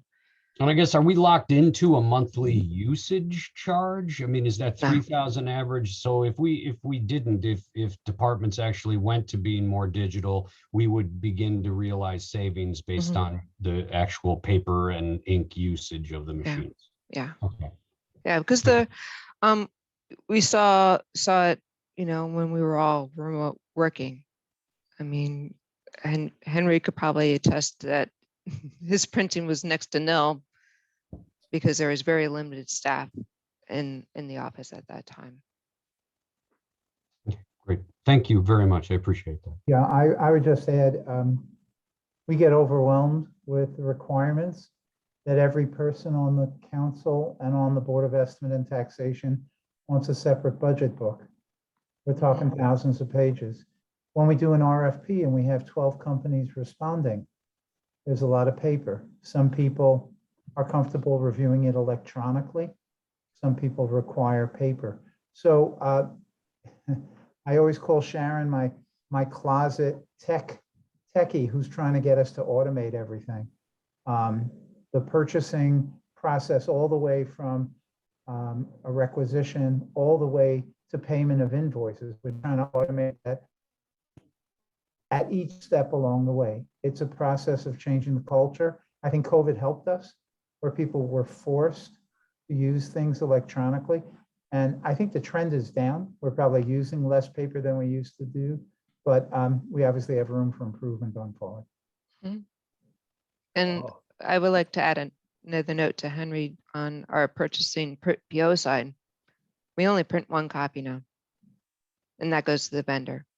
All the departments who want a copy of that purchase order can go into Munis and pull down the PDF. Even instead of sending a printed paper to another department or corporation counsel, we have a process that once the contract is executed, I send them the PDF of that purchase order by email. Okay, Council Member Revelous.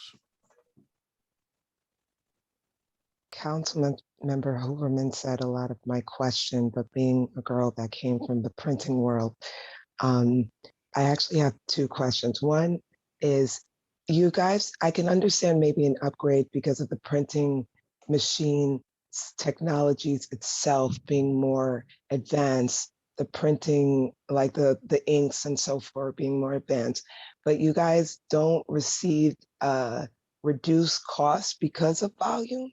Because usually in printing, per page decreases dramatically per volume. Do they cap you at a point? Is that what's going on from what I'm seeing? Right now, the rate from black white is pretty competitive, is 0.006. Yeah, that's pretty low. That's okay. Yeah, it's pretty. Yeah, no, that's a pretty good rate. Yeah. And then secondly, just wondering, can costs be, like, I'm just going to use like the council for an example. I'm not using this to bring up anything, it's just an example, okay? But let's say, like, in sending us documentation, and I'm the kind of person that likes to print, right? If those costs were then transferred to just understand, okay, these prints are, how can I say this? Or even in a company or that the group itself, why am I losing my brain fart? Lead. God, my goodness. Individual department, thank you.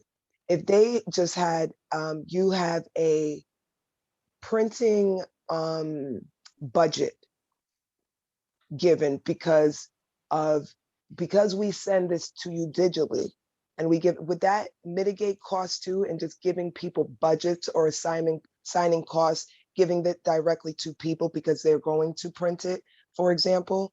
Or, like, for me, it's going to be more expensive to print mine at home versus you printing it and sending to me. You get what I'm saying?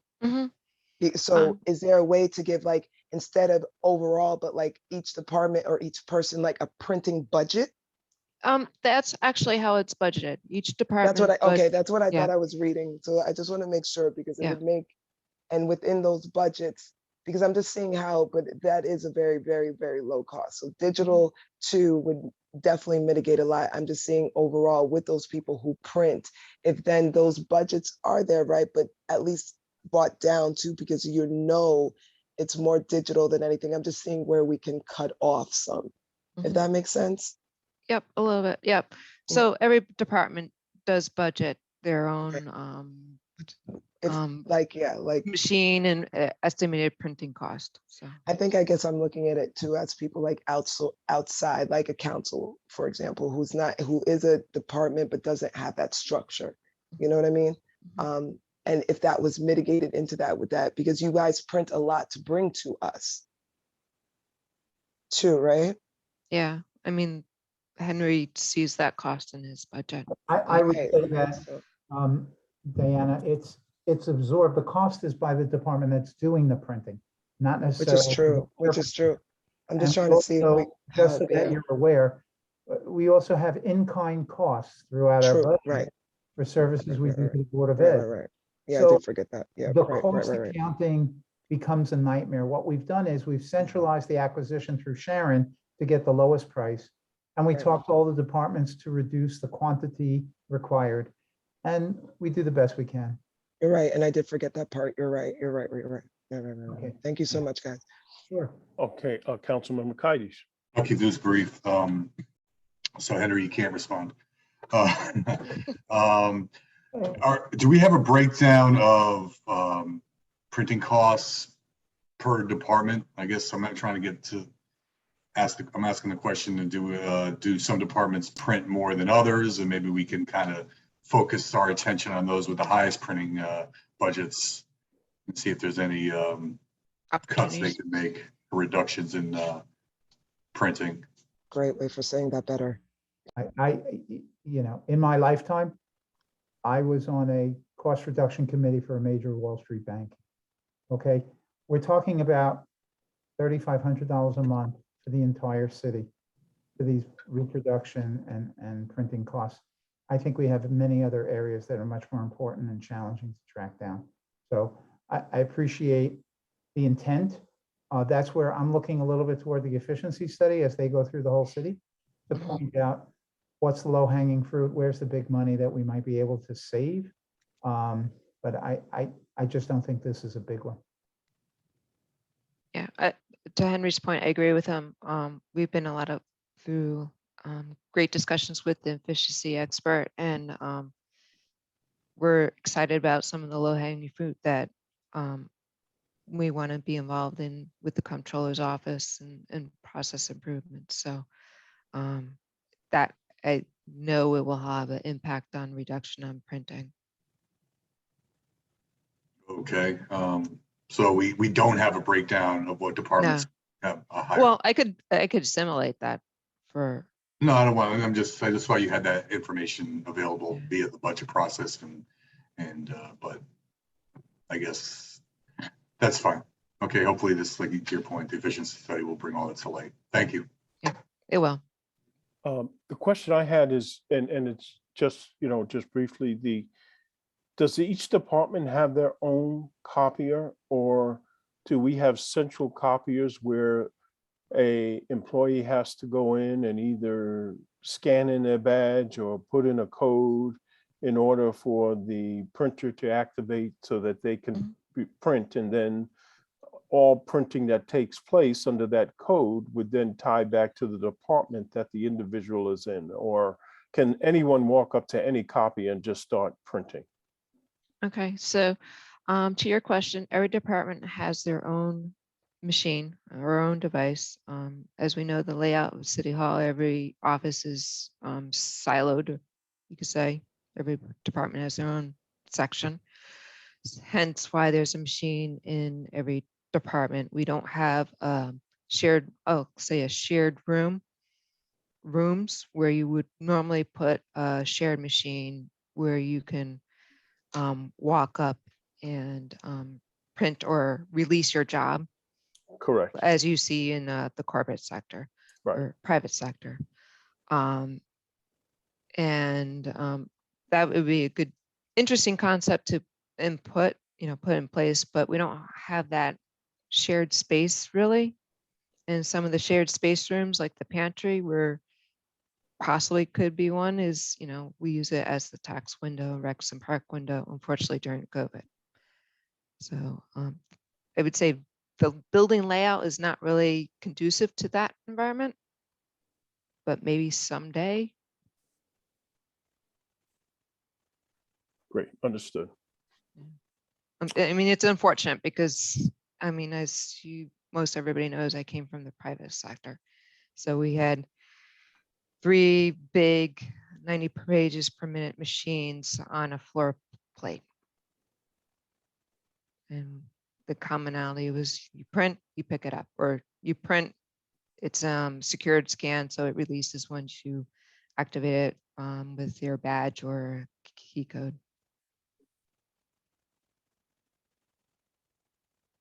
Yeah, and I'm very familiar with that process, and it also provides some very quick, I'll say,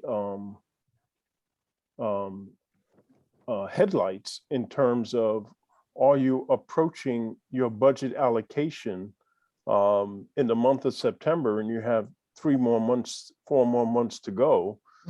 You need to slow down your printing because you're going to exceed your budget. And so you can get month-to-month reports based upon who is releasing jobs, and those jobs tying directly back to the department that you're coming from. And then you can get automated reports that show what is the usage for your department. Right. And plus the natural, doing a shared environment in that instance would also, the inconvenience of printing, meaning like you have to go down a hallway and pick it up, would naturally deter an individual to think about when they're printing or not need to print. I agree with you. I wish the office or office areas were set up a little bit differently for that. Okay, let's see. Oh, Councilmember Revelous. I just wanted to thank you, Chair Burnett, and Councilmember Keegan for Kites for kind of maybe more eloquently expressing what I was trying to state, and especially if we already allocate them and know each department's budget, then we should know how much they're printing. So I think I just wanted to like kind of express, that's what I was trying to get at. You know what I mean? You just said it better. And I wanted to thank you for that. That's all. Okay, great.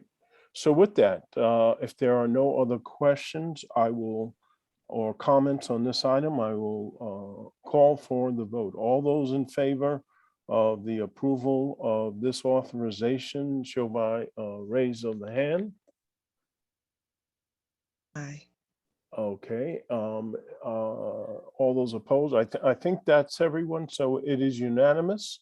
So this item will move to the council meeting next Tuesday, December 14th, for final approval. Councilmember Hooverman. Mr. Chairman, does that vote include the rescind of the Yes, the previous and then? yes, I read it all inclusively. So Okay. this motion approves the rescind of what was approved in May of the 258K, and it's now authorizing increasing the contract, the lease agreement to the 423K. Great, thank you. Okay, Sharon, as always, thank you. Thank you, everybody. Be safe and have a good evening. Great, thank you. We now move to item 12, final item on the agenda, and the resolution reads as follows. Authorize the mayor, Harry W. Rilling, to support a community challenge grant application submission, including a local funding letter supporting a 50% match should the funds be awarded to the State of Connecticut Department of Economic and Community Development in support of the South Norwalk Train Station project. Do we have a motion on this item? Council Member Kites moves the item, and we have on the call with us, they already started sharing. I can't see who's on. Brian Bedoli. Okay, Brian, and is Jessica here also? I believe so, yes. Jess, are you on? I am, yes. Okay, Brian, Jessica, who's leading the discussion? I can walk everyone through it to start here, if that works. Great. Yes, it does. Great, thank you. All right, great. Well, good evening, everybody. I think I know all of you, and if I don't, I'm Brian Bedoli. I'm the Executive Director for the Norwalk Redevelopment Agency. Appreciate you taking the time tonight to consider our item here. As Chairman Burnett had mentioned, we are pursuing a grant to support some of the work we've been doing around the South Norwalk train station. There's actually 2 grants that the State Department of Economic and Community Development have made available. They're very exciting opportunities, sort of new opportunities that the state has created for the type of project that we're proposing. The first being referred to as the Innovation Corridor Grant, and the second being referred to as the Community Challenge Grant. I'll walk through sort of what those grants are and what our sort of thought and vision are that relate to the study that we've been doing around the South Norwalk train station. I know a number of you have been involved in that. Over the past year, we've been really working with the community to identify a unified vision around the South Norwalk train station. And what we're really trying to do is to obtain some funds so that ultimate vision, when it's finally adopted, can become a reality. So we've developed an application. It's actually a reuse of an application we had submitted in July for a federal program referred to as RAISE. Unfortunately, we did not receive those funds, but the project actually fits very well into this program as well. So we were repurposing the actual scope and structure of that program into this. And then obviously the resolution that's before you tonight for your consideration. So in terms of the Innovation Corridor Grant, this is sort of I sometimes refer to it as a once in a lifetime opportunity in terms of my time I've spent in Connecticut and working. It's a very large grant opportunity, up to $50 million they're expecting to award to 2 projects across the state. And this is sort of the overarching programmatic concept that we're kind of feeding into. And I'll explain that. I have a map that kind of shows what we're thinking. But really, this is focused on job creation. So it's not necessarily directly related to the transit-oriented development project that I'm going to be discussing tonight, but it does tie in, and we've designed it to be, we're going to be pursuing it in a complementary manner to our challenge grant, which is what is immediately before you tonight. So in terms of that, in terms of the actual community challenge grant, the state has a sort of sister program to help support the development of infrastructure in communities, particularly around train stations, really wanting to look at infill development to improve essential infrastructure, housing opportunities, equity, mobility and public space throughout all of the communities that apply for it. And what they're basically offering is an opportunity between $2 to $10 million to support these type of improvements. And with that, there is a 50% local match contribution required. And I'll get into the details of how that relates to our project later on here. So we pulled together what we sort of refer to as the MLK Innovation Corridor. There's a lot of work that, great work that Jess's office has been doing with the MLK Corridor Initiative, trying to really reinvest in the community as it supports the development that's going on. Really, one of the themes that we've been talking about in terms of our South Norwalk project is balance, right? How do we balance the economic development potential with the community impacts?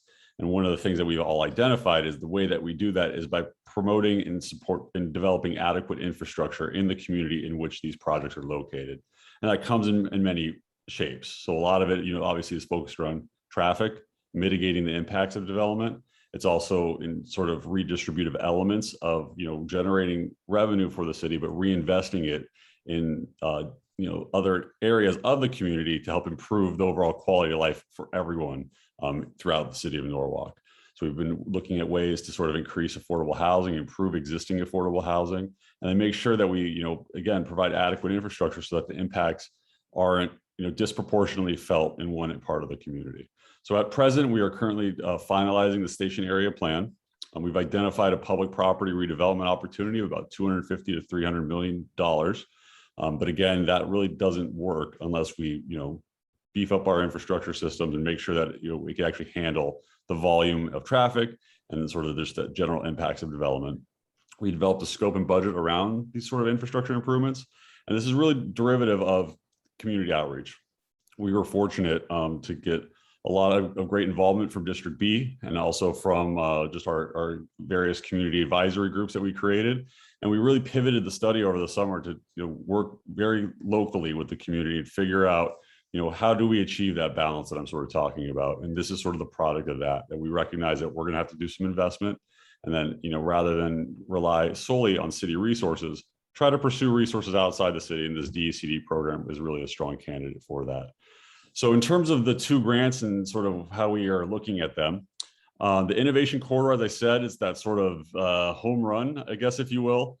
And we're looking to support some of the development opportunities around Webster Lot. And as they connect to the affordable housing opportunities here that we see with the Norwalk Housing Authority property, the modernization that they hope to achieve of the Leroy Downs property, and the reutilization of the South Norwalk Electric and Water facility, which is obviously a sort of underutilized electric generation facility that's been there for quite some time. and really just been identified as maybe not the highest and best use of the area.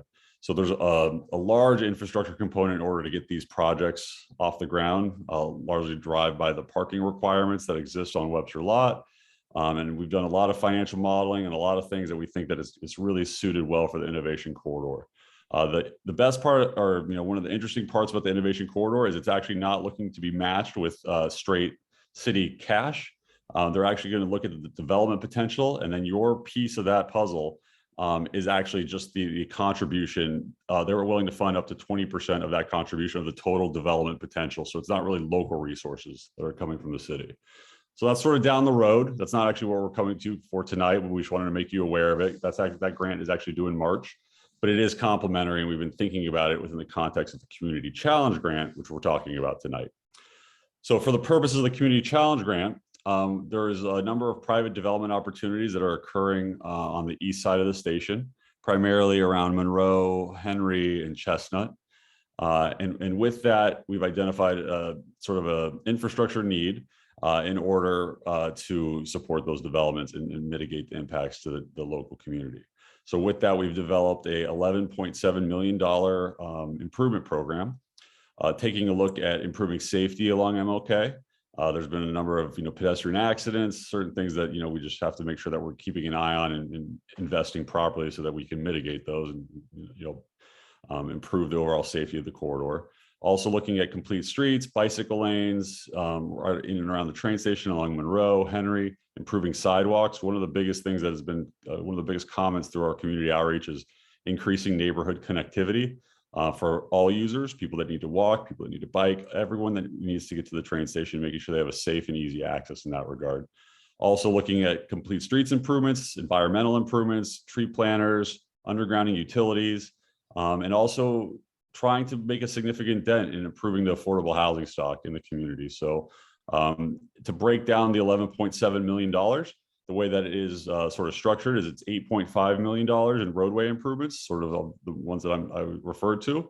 It's $1.1 million in affordable housing, sort of facade and rehab of existing affordable housing in the community that's in need of repair or just general investment. And then $2.1 million in undergrounding utilities to improve the overall operations and aesthetic of the neighborhood over there. So ultimately what is required at this point is support. So as part of the Community Challenge Grant actual application, they do require a local funding letter that would indicate that should the funds be awarded, the city is supportive of providing a 50% match in support of this overall project. So I know there's a lot of there's a number of elements that I went over, and I'm happy to answer any questions that you all have. In terms of the actual breakdown of that, where the match is actually the actual dollar amount that we're talking about, although we're talking about $11.7 million, that breaks down into a grant request of $5.8 million. One of the nice things about this grant is it offers opportunities for innovative financing of match. So we're not talking about just straight cash. So some of the improvements, such as those to Station Place, the actual road that leads up to the train station, we could actually count the donation of some of that land should we be awarded to the tune of about $1.3 million, the estimated value.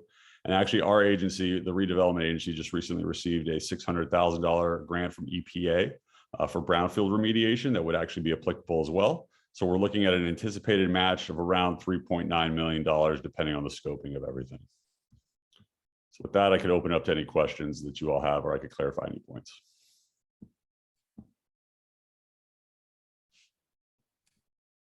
See, council member, if you could stop sharing so I can see everyone. Thank you. So council member Revolus, I see your hand up. Question? Hi, how are you?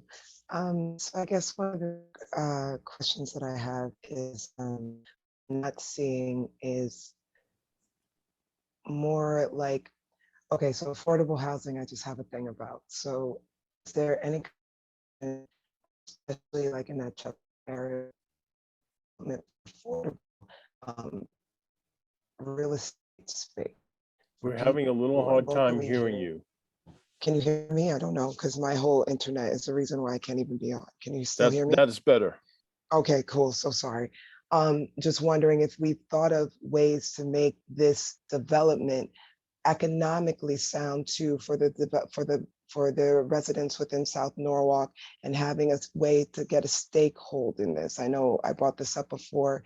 And even if there may be grants and opportunities that show if you help with more home ownership or business development within the structure, especially local business development, is that even being looked at, questioned, asked, conversed about, like, is that even on the table? Because we only think about, affordable housing, which puts a cap on that same type of group of people that you want to be a true stockholder to this company and to this community. So how can we help sustain some strength in that within this development as well? Yeah, so we actually just had a really great conversation on Tuesday with the last community advisory committee meeting. If you recall, we sort of pivoted the study and formed this group. A lot of District B representation, people living directly in the community that would be impacted over there. And that was the first topic that we discussed. It was actually based on the last conversation I remember you participated in regarding home ownership models for affordable housing or down payment assistance programs. And that is a huge component of the overall plan. In terms of this actual grant, it's eligibility, right? So they've crafted a program that they want to fund specific items, but we did include a large affordable housing component in there to help that would be eligible in terms of improving the facades or deferred maintenance, roofs, and things like that to make the existing affordable housing higher quality. But to your original point, yes, it's a huge point of the plan and will be a large outcome of the ultimate final report. So just to clarify my question, I'm not pointing on affordable housing because I'm not a fan. What I'm saying is there a structure to assist in affordable real estate for commercial development for local entrepreneurs in this area to get a true stake of the development and become stronger stockholders for South Norwalk, and also home ownership programs, because affordable housing is not as affordable as if we got people online in credit standings or situation and they were paying mortgages. They would be different. You know what I'm saying? So, yeah, I understand your question better now. Thank you. So I guess the first part, the down payment assistance, yes. I mean, direct for market rate housing, not for affordable housing. That's really where the discussion was, primarily. Recognizing that there's some drawbacks when you start, structuring programs that have restrictions on them to maintain things affordable. No, we want to create a path for, building wealth through real estate for all people. So that's really what we were talking about in our meeting. So yes, the down payment assistance, and that is something that I think we're going to work to structure locally. And actually, we had conversations even just this week about how best to do that. So that is also a component of it. In terms of the other piece, there's a large workforce development component, and especially for the Innovation Corridor grant, is really job creation. So what we're trying to do is to figure out what sort of space could be used for, incubator space or business development, or actually commercial loans to people that can't traditionally access that sort of financing. So yeah, that is that we have been discussing that heavily, and it will be an outcome of the report. Wonderful. Thank you so much. I appreciate it, Brian. Yes, Council Member Najelski-Eichner. Hi, Ms.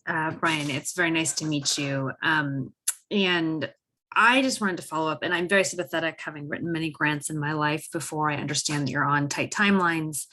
But I would love a little bit more information, again, particularly given that this is sort of a finance committee.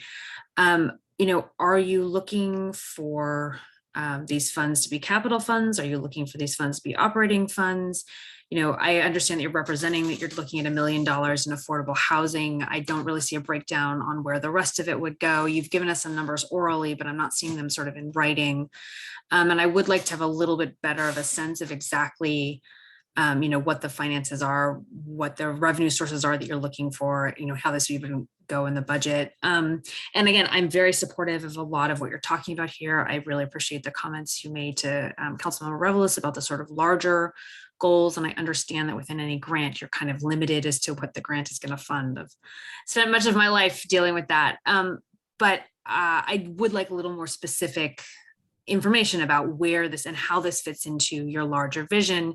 If this grant would cover these pieces, what then is your vision for how the funding might cover these other pieces? Recognizing again that it's all moving parts and pieces, but that's sort of where I'd like a little more info.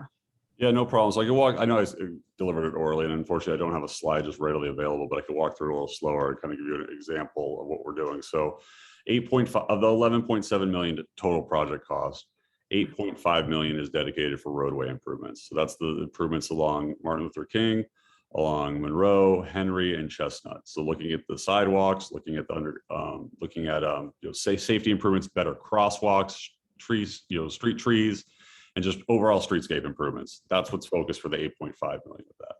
$2.1 million is allocated for underground utilities, and that's primarily along Chestnut Street. I don't know if you've walked along there, but the infrastructure, it could really serve to, be undergrounded. And those are obviously expensive cost items that come with capital budgets, and it can be somewhat frightening. So we want to try to find some, external resources. And then the $1.1 million is actually for residential rehab and facade of multifamily structures that are affordable units. So a lot of times what you obviously have is, it's difficult when you're only generating certain revenue in an affordable complex to keep up with that maintenance. We want to make sure that we can help people do that so that the quality of life doesn't deteriorate past that. So those are the three big items. We have it broken down to linear feet and quantities, and I'd be happy to share that, but I didn't want to, bore everyone tonight. But whatever extra detail that you need in that, I'm happy to provide. Okay, thank you. So a couple of follow-up questions with that. So you're anticipating that these city funds would all be capital funds that would go through our capital budget? Exactly. Yeah. Sorry, I didn't answer the second part of your question, but yes, it'd be capital budget. And then also the redevelopment agency would be self-funding the administration of the grant. So we wouldn't be asking for any operation funds. We would do that as part of our budget. Okay. And then in terms of the affordable housing piece, I certainly understand. And actually, I think, maintenance is, in fact, I had a funny conversation with our efficiency expert about the incredible value of doing maintenance because, she was putting the ratio at like 200 to 1 in terms of referring. So I very much understand that. But is this maintenance on units that the city owns, or is this assistance for current homeowners or private developments that nonetheless serve an affordable role in the city? So it's the latter. So it's similar to what we do. So we run a residential rehab program throughout the city. So we do this for actually single family homes as well, and also for multifamily. They're owned by other entities, but obviously they're important contributors to the community, and we want to make sure that the beautification of the community and the quality of life in the community is standardized as best we can. So we run these programs, and we would be funding that sort of additional activity for multifamily affordable structures. And are they grants or are they loans? Well, that depends. We've actually structured both. So I think should we get the $1.1 million, we'll develop a set of program guidelines, and we'll be able to determine, say, okay, for X improvements, we'll think of grants, or a certain amount will be a grant. The other part may be a low interest loan. We have flexibility and latitude, particularly since these are state resources. So we've done this multiple times over. And I think it's really situational. And the key intent, at least when we administer it, is to make them go as far as possible. Okay, thank you. I appreciate the information. Yeah, no problem. Councilmember Hooverman. Sorry, couldn't find the mute button. Hey, Brian. Hey. I got a couple of quick questions. One is on the 8.5 million that you're talking about, the roadway work and the sidewalk work. Are you coordinating this work with what we're already doing through Public Works on our sidewalk and paving programs right now, so that we're not double allocating and double funding stuff here? So because I don't know if currently we have money being allocated for those areas. Yeah, yes, we are. I mean, we've been actively working. When we did the federal raise grant, which is sort of the origin of this scope and proposal, it was directly working with Public Works. So there is nothing planned. Yeah, we've been, and they're also on the steering committee, and they are involved in the overall planning of this whole area. So this would be new paving and new sidewalk projects that are outside the scope of what we've been working on with the city already. That's great. Next question is, you got total project value listed here at 11.7 million. You have the grant request at 5.8 million, and then an anticipated match. So you're looking at about 3.9 million of city funding from capital as the match. Where's the other 2 million coming from? The 1.3 for the donation of the land related to Station Place, and then the 600,000 is from the grant that we got. So it's sort of an Okay, so innovative that's- financing plan. That gets us to 5.8, 5.8. So you're really looking at putting, if we, and this is based on how much grant you're awarded, we match at a 1-to-1. Is that correct? Is that how this grant works? Yes. Okay, if the city, for some reason, if we look at capital funds and capital budget, are we able to, lower that grant amount based on what the city can come up with? Or are we locked into, if you get a grant for X, we have to match at X? So typically there is flexibility in the grant agreement stage. Ultimately, when you're committed is when you're signing that dotted line on your grant agreement, and you can negotiate the scope a little bit. I think, it's just, you have to be a little bit careful just in terms of what you represent versus what we're able to do. Okay, great. Thank you. No problem. Brian, you might, I would suggest you might want to add that, this is becoming before us because there is somewhat of a time-sensitive issue in that the application is due, I believe, in January. January 13th, correct. January 13th, right. Yeah, so there's the two grants, just so you have an idea on the timeline. So this one's due January 13th. And then the innovation corridor isn't due until March. But again, that is a different sort of funding structure. Councilmember Nadilski-Eichner. Just one other quick question I did want to follow up on. So your brownfield grant, there are places in the city that strike me as higher priority brownfields than South Norwalk. And just wondering if you could speak to me as to why you've decided that this is the best use for that brownfield money. Yeah, so the EPA brownfield is actually a national competition. And it's extremely competitive, and they look at it a lot of different criteria, and a lot of it is focused on sort of transit-oriented development. And that's how we wrote the grant, and we built it towards that, specifically that funding source. So it fit the program very, very well. Oh, interesting. Okay, so that's an EPA criteria, because again, when I think brownfield, there's just other places that I'm more worried about. So thank you. That's very helpful to know. No problem. And just a second point on that, Brian, the EPA money for brownfields is only applicable to publicly owned land, not privately owned land. So there's only certain ways in which we can use that to be able to move it forward. Just a caveat as well on that. That's helpful context. Thank you. Are there any additional questions? Henry, I don't know if you have any comments related to this opportunity. No, anytime we can get grants to stretch the money that the city uses is beneficial. I think Jessica and Brian and their teams have done an amazing job pulling all these components. Rita Nigri, our new grants manager, is also on the call. And it's like six-man toboggan. You have to jump in at the right time, not too early, not too late. And we're looking to get the application out. Now, I don't want to misspeak, but my understanding was this is sort of a good faith commitment, but not necessarily committing the council to the $3 million. It's sort of in good faith, based on where we are at the early process. We look upon this favorably disposed, whatever the right language is, but it's not the commitment. There's another bite at the apple down the road, Brian, is that right? Yeah, it's ultimately the grant agreement. There's obviously going to be an authorization to sign that grant agreement, which is the formal commitment of the funds. Right, so this That's is right. to get the application in, Right. we need this vote. But the council will have the opportunity to look at it in more detail down the road.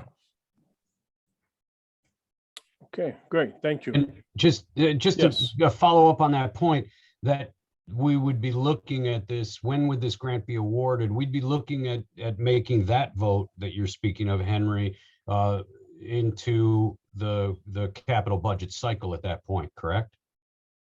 Right. That's Is that not- when we would know? That's true, David, but the grant is also due in March with a award in April, May. So we would be coming back to you likely in the second week of February with more information. Brian, is that correct? Yeah, in terms of when we would be notified of the grant. And we're just trying to team it up with the capital budget process. So we do have the request in to the capital budget, and we'll be going through that process concurrently.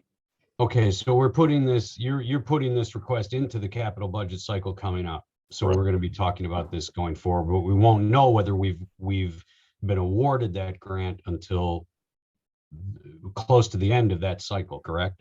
Correct. Okay, thank you.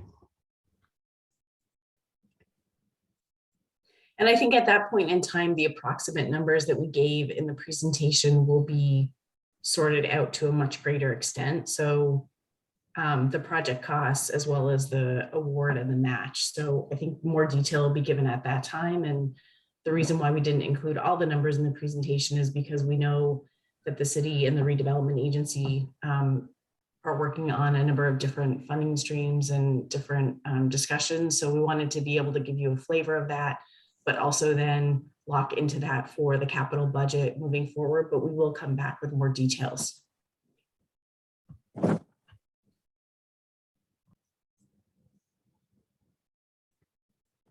Okay. Seeing and hearing no further questions or comments, the motion has been moved and ready for the question. All those in favor of approving this resolution as presented, show by the raise of hand.